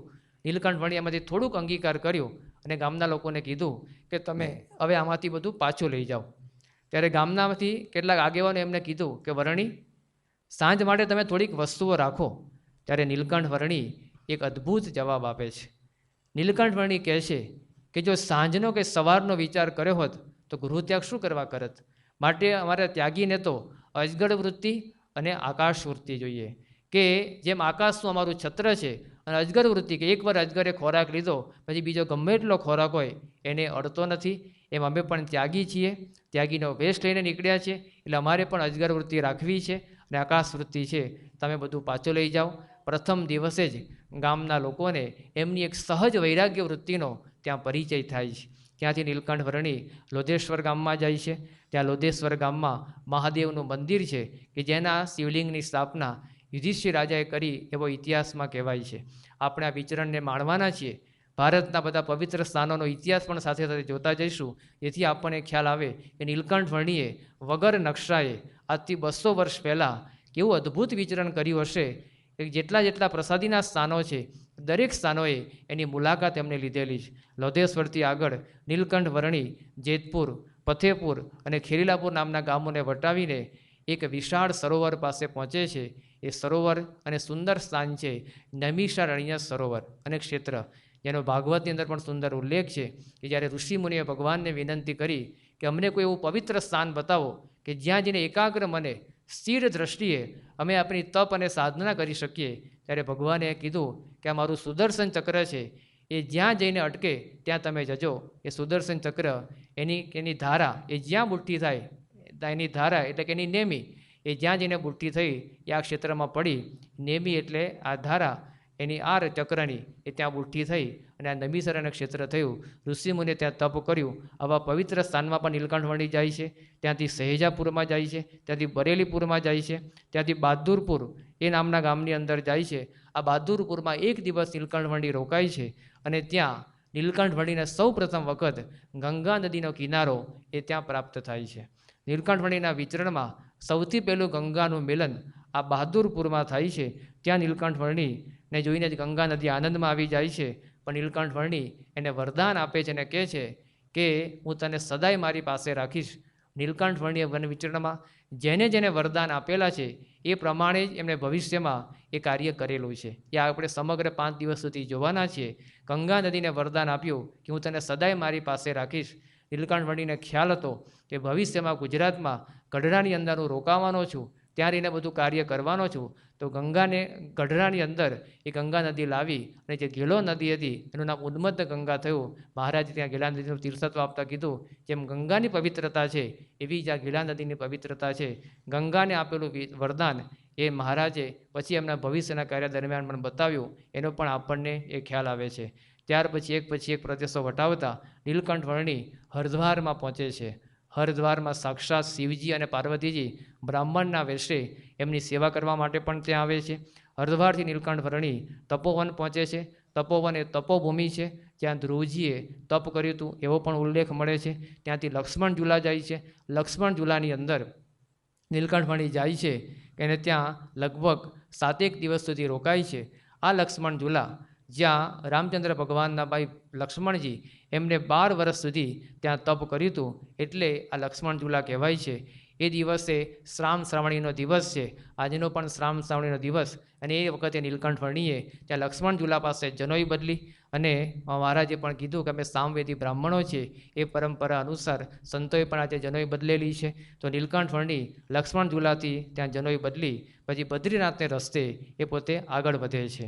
2 દિવસ સુધી સતત નીલકંઠ વર્ણી ચાલે છે અને એ વખતે ત્યાં શ્રીપુર નામનું એ ત્યાં ગામ આવે છે.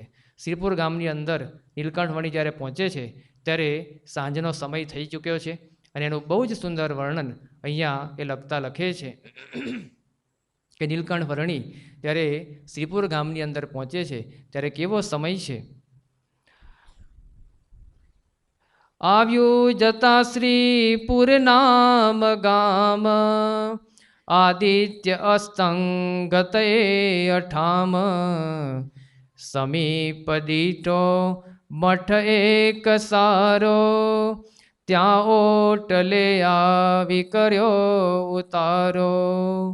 મહંતજી તે મઠમાં રહે છે, તે આવીને શ્રી હરિને કહે છે, હે બ્રહ્મચારી મઠમાં આવો, કાં તો તમે ગામ વિશે સીધાવો. આવો જમો ભોજન રૂડી ભાતે, સુવો સુખેથી મઠમાં રાતે. ભાસે નિશામાં ભયસિંહ કેરો, તે પ્રાણીનો નાશ કરે ઘણેરો.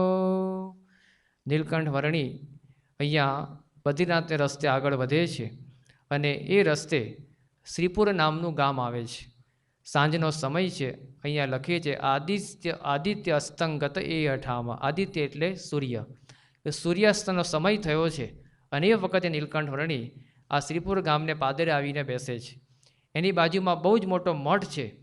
આ મઠ એ ઘણો વર્ષો જૂનો છે અને એ મઠના મહંત એ નીલકંઠ વર્ણીને જોવે છે અને તરત જ વિનંતી કરે છે કે વર્ણી આવ્યા છે.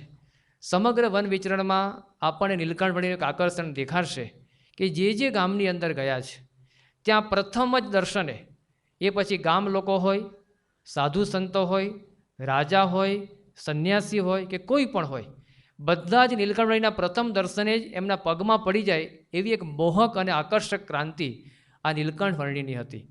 અહીંયા પણ મહંતીએ જોયું કે 11 વર્ષનો નાનકડો બાળક કોઈ અદ્ભુત પુરુષ દેખાય છે. ભલે નાનો છે પણ કોઈ આ સામાન્ય બાળક નથી, કોઈ મહાત્મા તો બહુ મોટો ઈશ્વરીય અવતાર લાગે છે. એટલે મોહનજી આવીને બાળકને વિનંતી કરે છે કે હે વર્ણી, આ ગામની અંદર તમે આવ્યા છો, પરંતુ આ ગામની અંદર રાત્રે સિંહ જેવા જંગલી પશુઓનો ભયંકર ત્રાસ છે. ગામની અંદર બહાર કોઈ ખુલ્લું રહી શકતું નથી. એટલે હવે સૂર્યાસ્તનો સમય થયો છે, તમે મારા મઠની અંદર પધારો અને ભોજન અંગીકાર કરો, મારી તમને આ વિનંતી છે. ત્યારે એ વખતે નીલકંઠવર્ણી એમને પૂછે છે, એમને કહે છે કે અમે તો અહીંયા જ રહીશું, અમને કોઈ એવા જંગલી પશુઓની બીક નથી. મહંત ફરીથી નીલકંઠવર્ણીને વિનંતી કરે છે કે જો વર્ણી, તમે હજુ નાના લાગો છો, આ જંગલી પશુઓની ત્રાળ તમે હજુ સાંભળી નથી, એનાથી ભલભલાના છક્કા છૂટી જાય છે. માટે હું તમને વિનંતી કરું છું કે તમે અમારા મઠમાં આવી જાઓ, અહીંયા તો મૃત્યુ સિવાય કાંઈ નથી. ત્યારે એ વખતે નીલકંઠવર્ણી એ મહંતને બહુ સુંદર જવાબ આપે છે. નીલકંઠવર્ણી મહંતને કહે છે કે શું તમારું કહેવું એવું છે કે આ મૃત્યુ તમારા મઠમાં નથી આવતું? આ તમારા જે બારણા છે, બારી બારણા કે બારીની જે દિવાલ છે, કે તમારું એ બધું કંઈ મૃત્યુને રોકી શકે છે? અને બહુ સુંદર જવાબ આપતા નીલકંઠવર્ણી મહંતને કહે છે કે સંતાઈ પેઠે નહીં મોત ચૂકે, ચૂકાવવાથી નહીં મોત ચૂકે, અનેક દોરા 10 હાથ બાંધે, આયુષ્ય તૂટે નહીં કોઈ સાંધે, રાજા જુઓ વૈદ અનેક રાખે, આરોગ્ય થવા બહુ ચીજ ચાખે, મૂર્ખો જનો મોત થકી ડરે છે, તે શું ડર્યાથી કદી ઉગરે છે, મોડું વહેલું મરવાનું જાણે, તો તે મુવાનો ભય સિદ્ધ આણે, જ્યાં મોત આવી ગ્રહશે જરૂર, જવા નહીં દે ડગ એક દૂર. જ્યારે મહંતજી નીલકંઠવર્ણીને એવું કહે છે કે અહીંયા તો મોતનો ભય છે, ત્યારે એ વખતે નીલકંઠવર્ણી એમને કહે છે કે તમે ગમે એટલા મઠમાં રહો, તમારા બારી બારણા ગમે એટલા બંધ કરો, પણ એવી રીતે સંતાઈ જવાથી કંઈ મોત કંઈ ચૂકી જવાતું નથી. એ તો જે નક્કી થયું છે પ્રમાણે મોત આવવાનું જ છે. નીલકંઠવર્ણીની કેટલી બ્રહ્મ ખુમારી હશે, કેટલા એક સ્પષ્ટ ધ્યેય સાથે પોતે વિચર્યા હશે, આપણને ખ્યાલ આવે છે. અને મહંતને અહીંયા કહે છે કે તમે ગમે એટલા ઉપાય કરો, કે ગમે એટલા પ્રયત્નો કરવામાં આવે, પણ જે મોત નક્કી છે એ નક્કી છે ને તે સમયે આવતું જ હોય છે. માણસના જીવનની અંદર સૌથી મોટામાં મોટો કોઈ ભય હોય તો આ મૃત્યુનો ભય છે. પણ એની સામુ નીલકંઠવર્ણી કેટલા બધા નિર્ભય રહે છે. સાથે સાથે આપણને કહે છે કે જે વસ્તુ હકીકત છે એને સ્વીકારી લેવી જોઈએ. મૃત્યુનો ભય છે એ ભય તરીકે નહીં. જો મૃત્યુની ચિંતા કરશો તો ચિંતાનો વિષય રહેશે, પણ સામે નિર્ભયતાનું ચિંતન કરશો. નીલકંઠવર્ણી એ નિર્ભયતાનું ચિંતન કરે છે. જે હકીકત છે હકીકત છે, અને બહુ સુંદર રીતે એને સમજાવે છે કે સંતાઈ પેટે નહીં મોત મૂકે, ચૂકાવવાથી નહીં મોત ચૂકે. એ આવેલું છે, નક્કી જ છે. ગીતાની અંદર પણ શ્રી કૃષ્ણ ભગવાન અર્જુનને આ જ સમજાવે છે કે જાતસ્સહિ ધ્રુવો મૃત્યુ ધ્રુવમ જન્મ મૃતસ્ય ચ તસ્માદ અપરિહાર્યે તે નત્વમ શોચિતુમ અર્હસી. કે હે અર્જુન, જાતસ્યહિ ધ્રુવો મૃત્યુ, કે જે વ્યક્તિ જન્મે છે એ કદાચ ડૉક્ટર થાય કે ના થાય નક્કી નથી. જે વ્યક્તિ જન્મે છે એ કદાચ એન્જિનિયર થાય કે ના થાય નક્કી નથી. એ જન્મે છે એ ભણે કે ના ભણે નક્કી નથી. એ જન્મે છે મુકેશ અંબાણી જેવો ઉદ્યોગપતિ થાય કે ના થાય એ નક્કી નથી. પણ એક વસ્તુ તો નક્કી જ છે, જાતસ્યહિ ધ્રુવો મૃત્યુ, કે જે વ્યક્તિ જન્મે છે એનું મૃત્યુ નિશ્ચિત જ છે. આ વાત તું સ્વીકારી લે, તું શોકથી મુક્ત થઈ જઈશ. અર્જુનને પહેલો ઉપદેશ ભગવાને કોઈ આપ્યો હોય ને તો આ આપેલો છે કે તું આ વસ્તુ સ્વીકારી લે. નીલકંઠવર્ણીના જીવનમાં પણ અહીંયા આપણને દેખાય છે કે એમને જે મહંતી સામે મળ્યા અને મહંતીએ થોડીક દલીલ કરી, એની સામે નીલકંઠવર્ણી એમને આ જ વસ્તુ સમજાવે છે, સાંખ્ય વિચાર. મૃત્યુ છે, જીવન હોય કે મરણ અંતે ગુજરવાને જ આવે છે, સદા જે સ્વપ્ન આવે છે તે સર્વાને જ આવે છે, નદી માનવી તો વિચારી લે, નદીમાં જે પૂર આવે છે તે ઉતરવાને જ આવે છે. ગમે એટલો ધુરંધર વ્યક્તિ હોય પણ મોતથી કોઈ બચી શકતું નથી. સ્ટાલિન રશિયાનો બહુ જ મોટો સરમુખત્યાર થઈ ગયો. આ સ્ટાલિન માટે એવું કહેવાતું કે એને સતત એક ફૂડ પોઈઝનિંગનો ડર રહેતો. એને મનમાં એવો એક ભય હતો કે રખે કોઈ મને ખોરાકમાં ઝેર ભેરવીને મારી ના નાખે. એટલા માટે એને શું કરતો, એના માટે જે ખોરાક બનાવવામાં આવે એ ખોરાક એ 12 કલાક પછી ખાતો. એની સાથે માણસો રાખતો, એની રસોઈ બનાવે, પછી એના માણસને ખવડાવવામાં આવે. એ માણસ ખાઈ રહે અને પછી 12 કલાકે નક્કી થાય કે ભાઈ આ ખોરાકમાં ઝેર નથી, પછી એ સ્ટાલિન ખાતો. પણ આશ્ચર્યની બાબત એ છે કે સ્ટાલિનનું જે મૃત્યુ થયું એ ફૂડ પોઈઝનિંગથી જ થયું. આટલો બધો એને ભય રાખ્યો, આટલી બધી એની ચિંતા સેવી, પણ અંતે ફૂડ પોઈઝનિંગને કારણે જ મર્યો. હિટલર જેવો હિટલર, જે બીજા વિશ્વયુદ્ધનો મુખ્ય આમ ગદ્દાર માણસ કહેવાય, કે જેને એક ભૂલને કારણે બીજું વિશ્વયુદ્ધ થયું. 1939 1945 સુધી ચાલ્યું. 6 વર્ષની અંદર આ પૃથ્વીમાંથી 5 કરોડ અને 60 લાખ મનુષ્યો ઓછા થયા. એ હિટલરને મનમાં શું હતું? એના મનમાં એક જબરજસ્ત યહૂદીઓ પ્રત્યેનો દ્વેષ હતો. એના મનમાં એને નક્કી હતું કે હું જ્યાં સુધી આ પૃથ્વી પર છું ત્યાં સુધીમાં એક પણ યહૂદી આ પૃથ્વી પર ના રહેવો જોઈએ. એના માટે એને એક સંકલ્પ કર્યો હતો કે જ્યારે મારા બધા સૈનિકો યહૂદીનો નાશ કરે, એના માટે એને ઓર્ડર આપ્યો. અને આપણને બધાને જે ઇતિહાસનો ખ્યાલ હશે કે યહૂદીને મારવા માટે એને બધી ગેસ ચેમ્બરો બનાવીને કેટલા બધા જાતના પ્રયત્નો કર્યા. એ પોતાની પાસે એક રિવોલ્વર રાખતો હતો. એની અંદર માત્ર એક જ બુલેટ રાખી હતી. કયા કારણથી?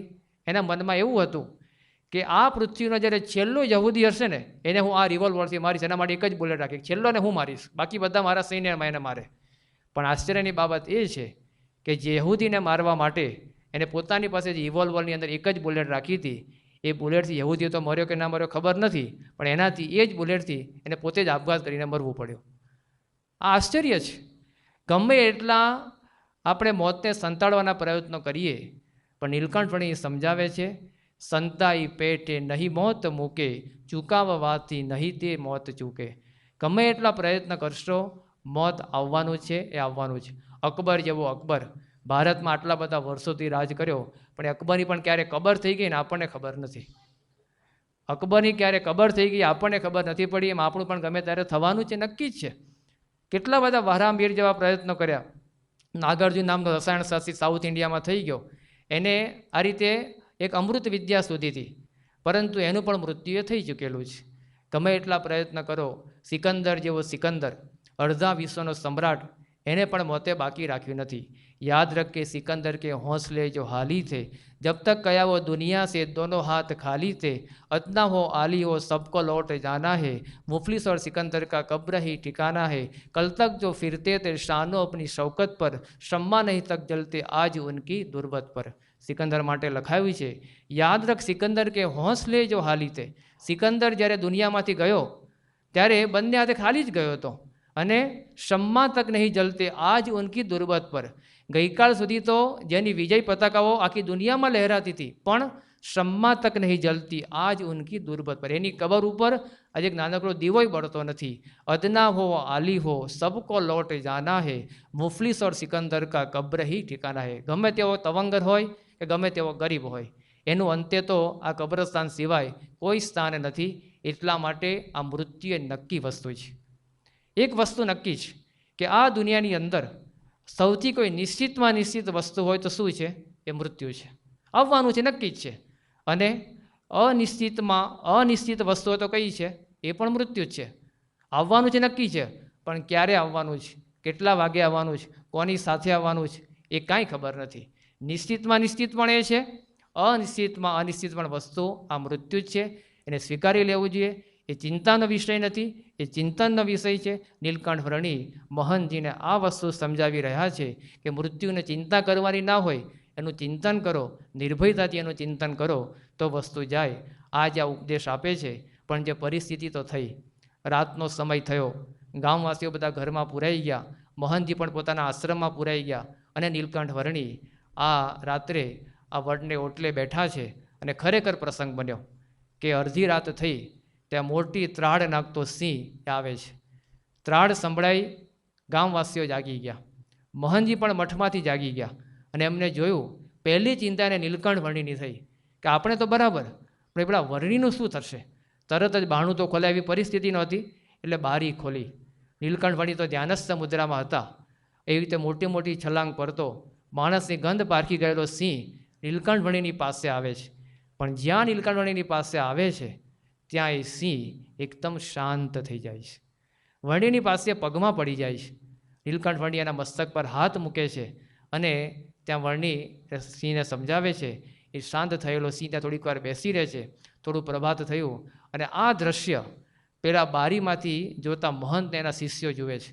બધા એકદમ આશ્ચર્ય પામે છે કે જ્યાં સિંહ આવા બાળકને તો છોડે જ નહીં, એના માટે તો એકદમ આ અદ્ભુત ખોરાક કહેવાય, પણ એની સાથે એની સામે આ નીલકંઠ વર્ણિની સામે સિંહ બેસી ગયો છે. આ દ્રશ્ય મહંતજીએ જોયું. એને ખરેખર લાગ્યું કે આ કોઈ સામાન્ય બાળક નથી, ઈશ્વરીય અવતાર છે. પ્રભાત થયું, સિંહ જંગલને રસ્તે જાય છે અને તરત જ સિંહના ગયા પછીથી મહંતજી, એના શિષ્યો, ગ્રામવાસીઓ બધા નીલકંઠ વર્ણિની પાસે આવે છે. નીલકંઠ વર્ણિના પગમાં પડે છે અને વિનંતી કરે છે કે પ્રભુ, અમે તમારો પ્રતાપ જોયો કે તમે આવા ભલભલા હિંસક સિંહને પણ વશ કરી શકો છો, માટે અમારી તમને વિનંતી છે કે તમે આશ્રમમાં રહો.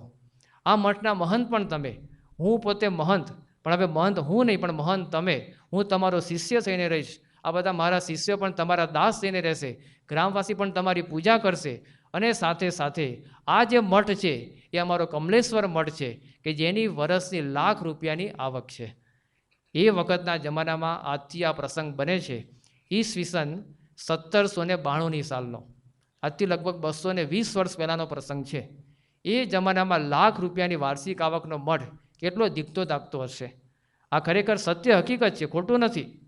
જ્યારે પ્રમુખ સ્વામી મહારાજ 1987માં ઉત્તરાખંડની યાત્રાએ ગયા હતા, 350 સંતો અને કેટલાક હરિભક્તો સાથે હતા, ત્યારે સ્વામી આ ઉત્તરાખંડની યાત્રા દરમિયાન આ શ્રીપુર ગામની અંદર જ્યારે પહોંચે છે ત્યારે ખુદ પ્રમુખ સ્વામી મહારાજે, આપણા ગુરુ હરિએ આનું બહુ જ ઊંડાણથી સંશોધન કરાવ્યું.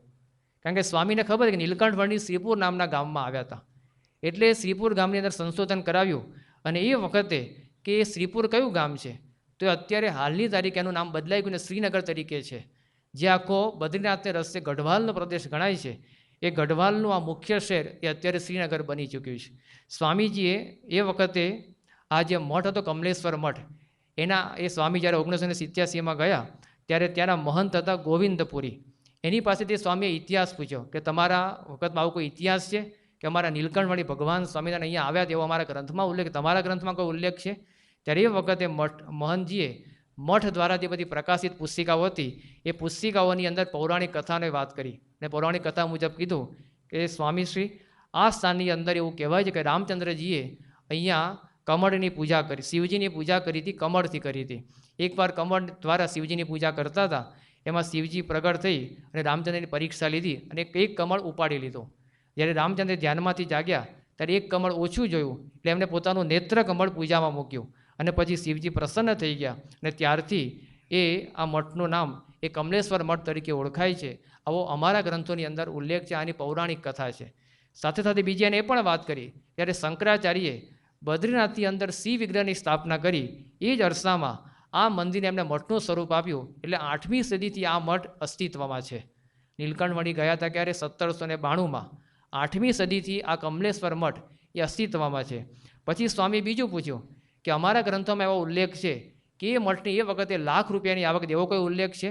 ત્યારે આ જે મહંત હતા ગોવિંદપુરી, એમને કીધું કે 16મી સદીની અંદર આ મઠને રાજ્યાશ્રય પ્રાપ્ત થયો અને અમારી પાસે જે તામ્રપત્ર છે એ તામ્રપત્ર 1785 સાલનો અને 1787 સાલના તામ્રપત્ર પર એવો ઉલ્લેખ મળે છે કે એ વખતના રાજા હતા જયકૃત શાહ, એને આ મંદિરની પુષ્કળ આવક થઈ રહે એટલા માટે હજારો વીઘા જમીન એ દાનની અંદર આપી હતી. અને એને લઈને આ મઠની એ જમાનામાં ₹1,00,000 આવક થતી હતી. એ સત્ય હકીકત છે.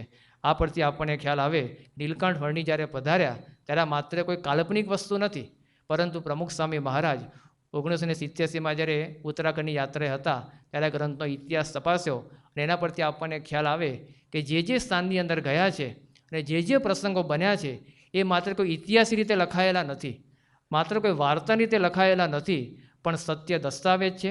આપણી અંદર અસ્મિતા જગાવે, આપણા ઈષ્ટદેવ પ્રત્યે, આ નીલકંઠ પ્રત્યે આપણે ગૌરવ જાગે અને આપણે એક ભક્ત તરીકે, એના અનુયાયી તરીકે એ ગૌરવ લઈ શકીએ.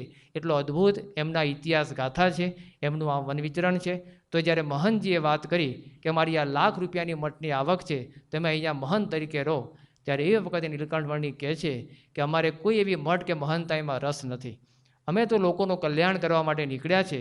તમે આ મઠના મહંત તરીકે રહો અને મને મારા રસ્તે એ આગળ જવા દો. મહંતજી, એના શિષ્યો, ગામના લોકો નીલકંઠના પગમાં પડે છે, વિનંતી કરે છે, કાકલુદી કરે છે કે તમે આ રીતે અહીંયા રહો. પણ નીલકંઠ એ કોઈ વસ્તુ એ સ્વીકારતા નથી. અહીંયા પ્રસંગ પરથી આપણને ખ્યાલ આવે કે નીલકંઠ અહીંયા સિંહને વશ કર્યો. માણસના જીવનની અંદર આ સિંહને વશ કરવો એ બહુ અઘરી વસ્તુ છે, પણ નીલકંઠ કર્યો. નીલકંઠ પ્રસંગ પરથી આપણને એ પણ દેખાય કે નીલકંઠ સિંહને તો વશ કર્યો, સાથે સાથે માત્ર સિંહને વશ નહોતો કર્યો, પરંતુ જે સિંહ જેવા માણસો હતા એવા નર સિંહોને પણ એમને વશ કર્યા હતા. નીલકંઠ અહીંયા માત્ર જંગલી પશુઓને વશ નહોતા કર્યા, પરંતુ એમના જીવનમાં જે જંગલી પશુઓ જેવા માણસો આવ્યા હતા એને પણ વશ કર્યા હતા. એમની આ વિશેષતા હતી. સાથે સાથે બીજી વિશેષતા એ પણ હતી કે આવો પ્રસંગ અહીંયા બને છે, નીલકંઠ સદાય નિર્ભય રહે છે. નીલકંઠ આવા કોઈ સિંહના ત્રાળથી કે એની બીકથી બીતા નથી. બહુ ડરામણો પ્રદેશ, આવી બિહામણી રાત, પણ નીલકંઠ એમાં નિર્ભય રહે છે. એમની નિર્ભયતાનો સાચો પરિચય પણ આપણને થાય છે. માણસના જીવનમાં આપણે જોઈએ છીએ કે અહીંયા નીલકંઠ પશુને વશ કરે છે, પરંતુ પશુને વશ કરવું બહુ સહેલું છે, કારણ કે એની અંદર બળ છે પણ બુદ્ધિ નથી. માણસના જીવનમાં બળ પણ છે અને બુદ્ધિ પણ છે, અને સાથે સાથે એ બીજાને વશ કરવાની તાકાત પણ ધરાવે છે. નીલકંઠના પ્રસંગ આપણે જોયો, પણ હવે ભગવાન સ્વામિનારાયણના સમગ્ર જીવન પર દૃષ્ટિપાત કરીએ કે એમને માત્ર માણસોને વશ નહોતા કર્યા. અને ખરેખર આજે જોઈએ તો માણસોને વશ કરવા એ બહુ અઘરી બાબત છે. ક્યારે વશ થાય? જુદી રીતે વશ થાય. અમારી પાસે બહુ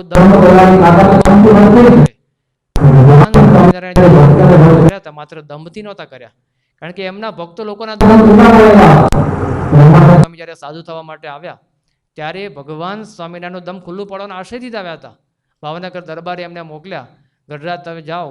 ગઢડા જઈને બ્રહ્માનંદ સ્વામી લાડુદાનજી ઊભા રહ્યા અને ત્યાં જઈને એમને જોયું કે આ તો ખરેખર કોઈ સામાન્ય વ્યક્તિ નથી, સાક્ષાત ઈશ્વર છે.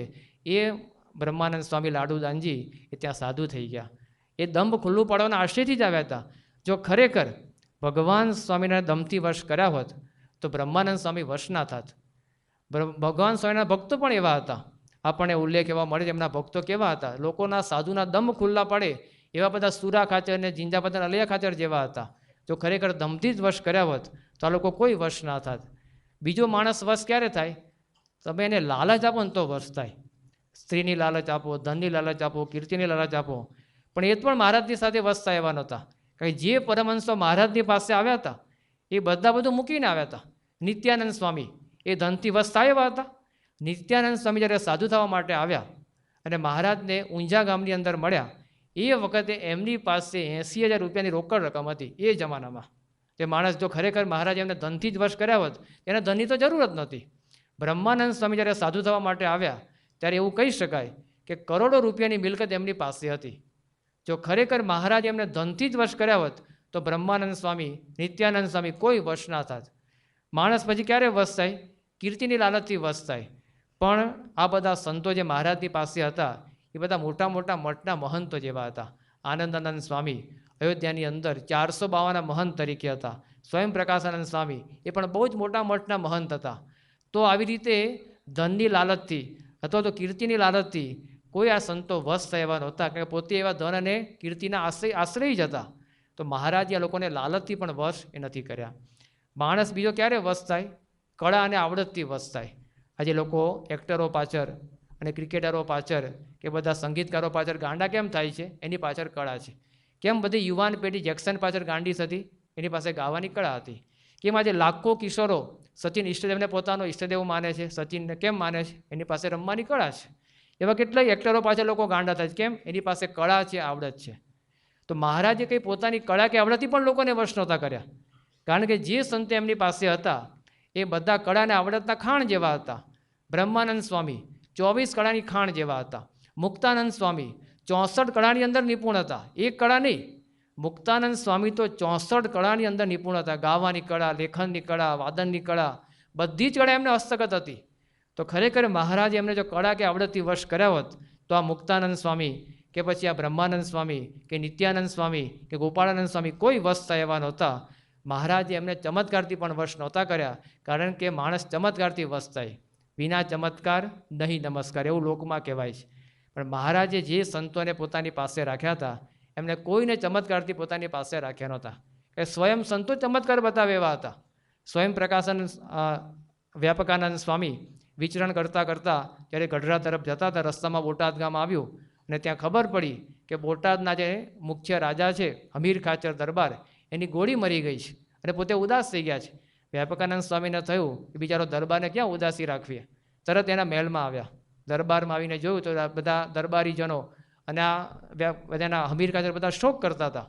એ વખતે વ્યાપકાનંદ સ્વામીએ જઈને શું કર્યું, એક મચ્છરનો જીવ લઈ ગોળીમાં પૂરી દીધો, ગોળીને બેઠી કરી દીધી. તો આ સંતો ચમત્કાર બતાવે એવા હતા. એવો જ ઉલ્લેખ મળે સ્વરૂપાનંદ સ્વામી, એ જગન્નાથપુરીને રસ્તે હતા અને બ્રાહ્મણના મરેલા છોકરાને એમને જીવતો કર્યો હતો. તો જો ખરેખર મહારાજે ચમત્કારથી વશ કર્યા હોત તો આવા કોઈ સંતો ચમત્કારથી વશ થયા એવા નહોતા. તો મહારાજે જે પોતાની પાસે સંતો ભક્તો હતા એમને ખાલી માત્ર વશ નહોતા કર્યા, અને જો ખરેખર આવા ચમત્કારથી કે લાલચથી કે કળા કે આવડતથી કે એવી રીતે દંભથી વશ કર્યા હોત તો એ વખતના કોઈ સંતો ભક્તો વશ થાય એવા નહોતા. પણ મહારાજે એમને એક કેવળ લોક કલ્યાણ માટે પોતાની પાસે રાખ્યા હતા. અહીંયા માત્ર સિંહને વશ નહોતો કર્યો, પણ ભવિષ્યમાં સિંહ જેવા અનેક જંગલીઓને પણ એમને વશ કર્યા હતા. એમનો મોટો પરિચય આપણને પ્રાપ્ત થાય છે. સાથે સાથે નીલકંઠ વર્ણી અહીંયા પોતે નિર્ભય રહ્યા એ પણ આપણને દેખાય છે કે ગમે તેવા સામે પશુ હતો, જંગલી હતો, સિંહ હતો, પણ છતાં પણ એ પોતે અંતરથી નિર્ભય હતા, એટલે ડર એમને લાગતો નથી. આ રીતે નીલકંઠ વર્ણી શ્રીપુર ગામથી નીકળી પોતે આગળને રસ્તે જાય છે. રસ્તામાં ત્યાં જ્યોતિર્મઠ આવે છે, બીજા બધા પણ પ્રસાદીના સ્થાનો આવે છે. નારસી શિલા એ પણ પવિત્ર સ્થાન, ત્યાં પણ નીલકંઠ વર્ણી રોકાય છે. ત્યાંથી આગળ જઈને હવે નીલકંઠ વર્ણી બદ્રીનાથને રસ્તે એ પોતે આગળ વધે છે. એ આગળની વિશેષ વાતો આપણે આવતીકાલે જોઈશું.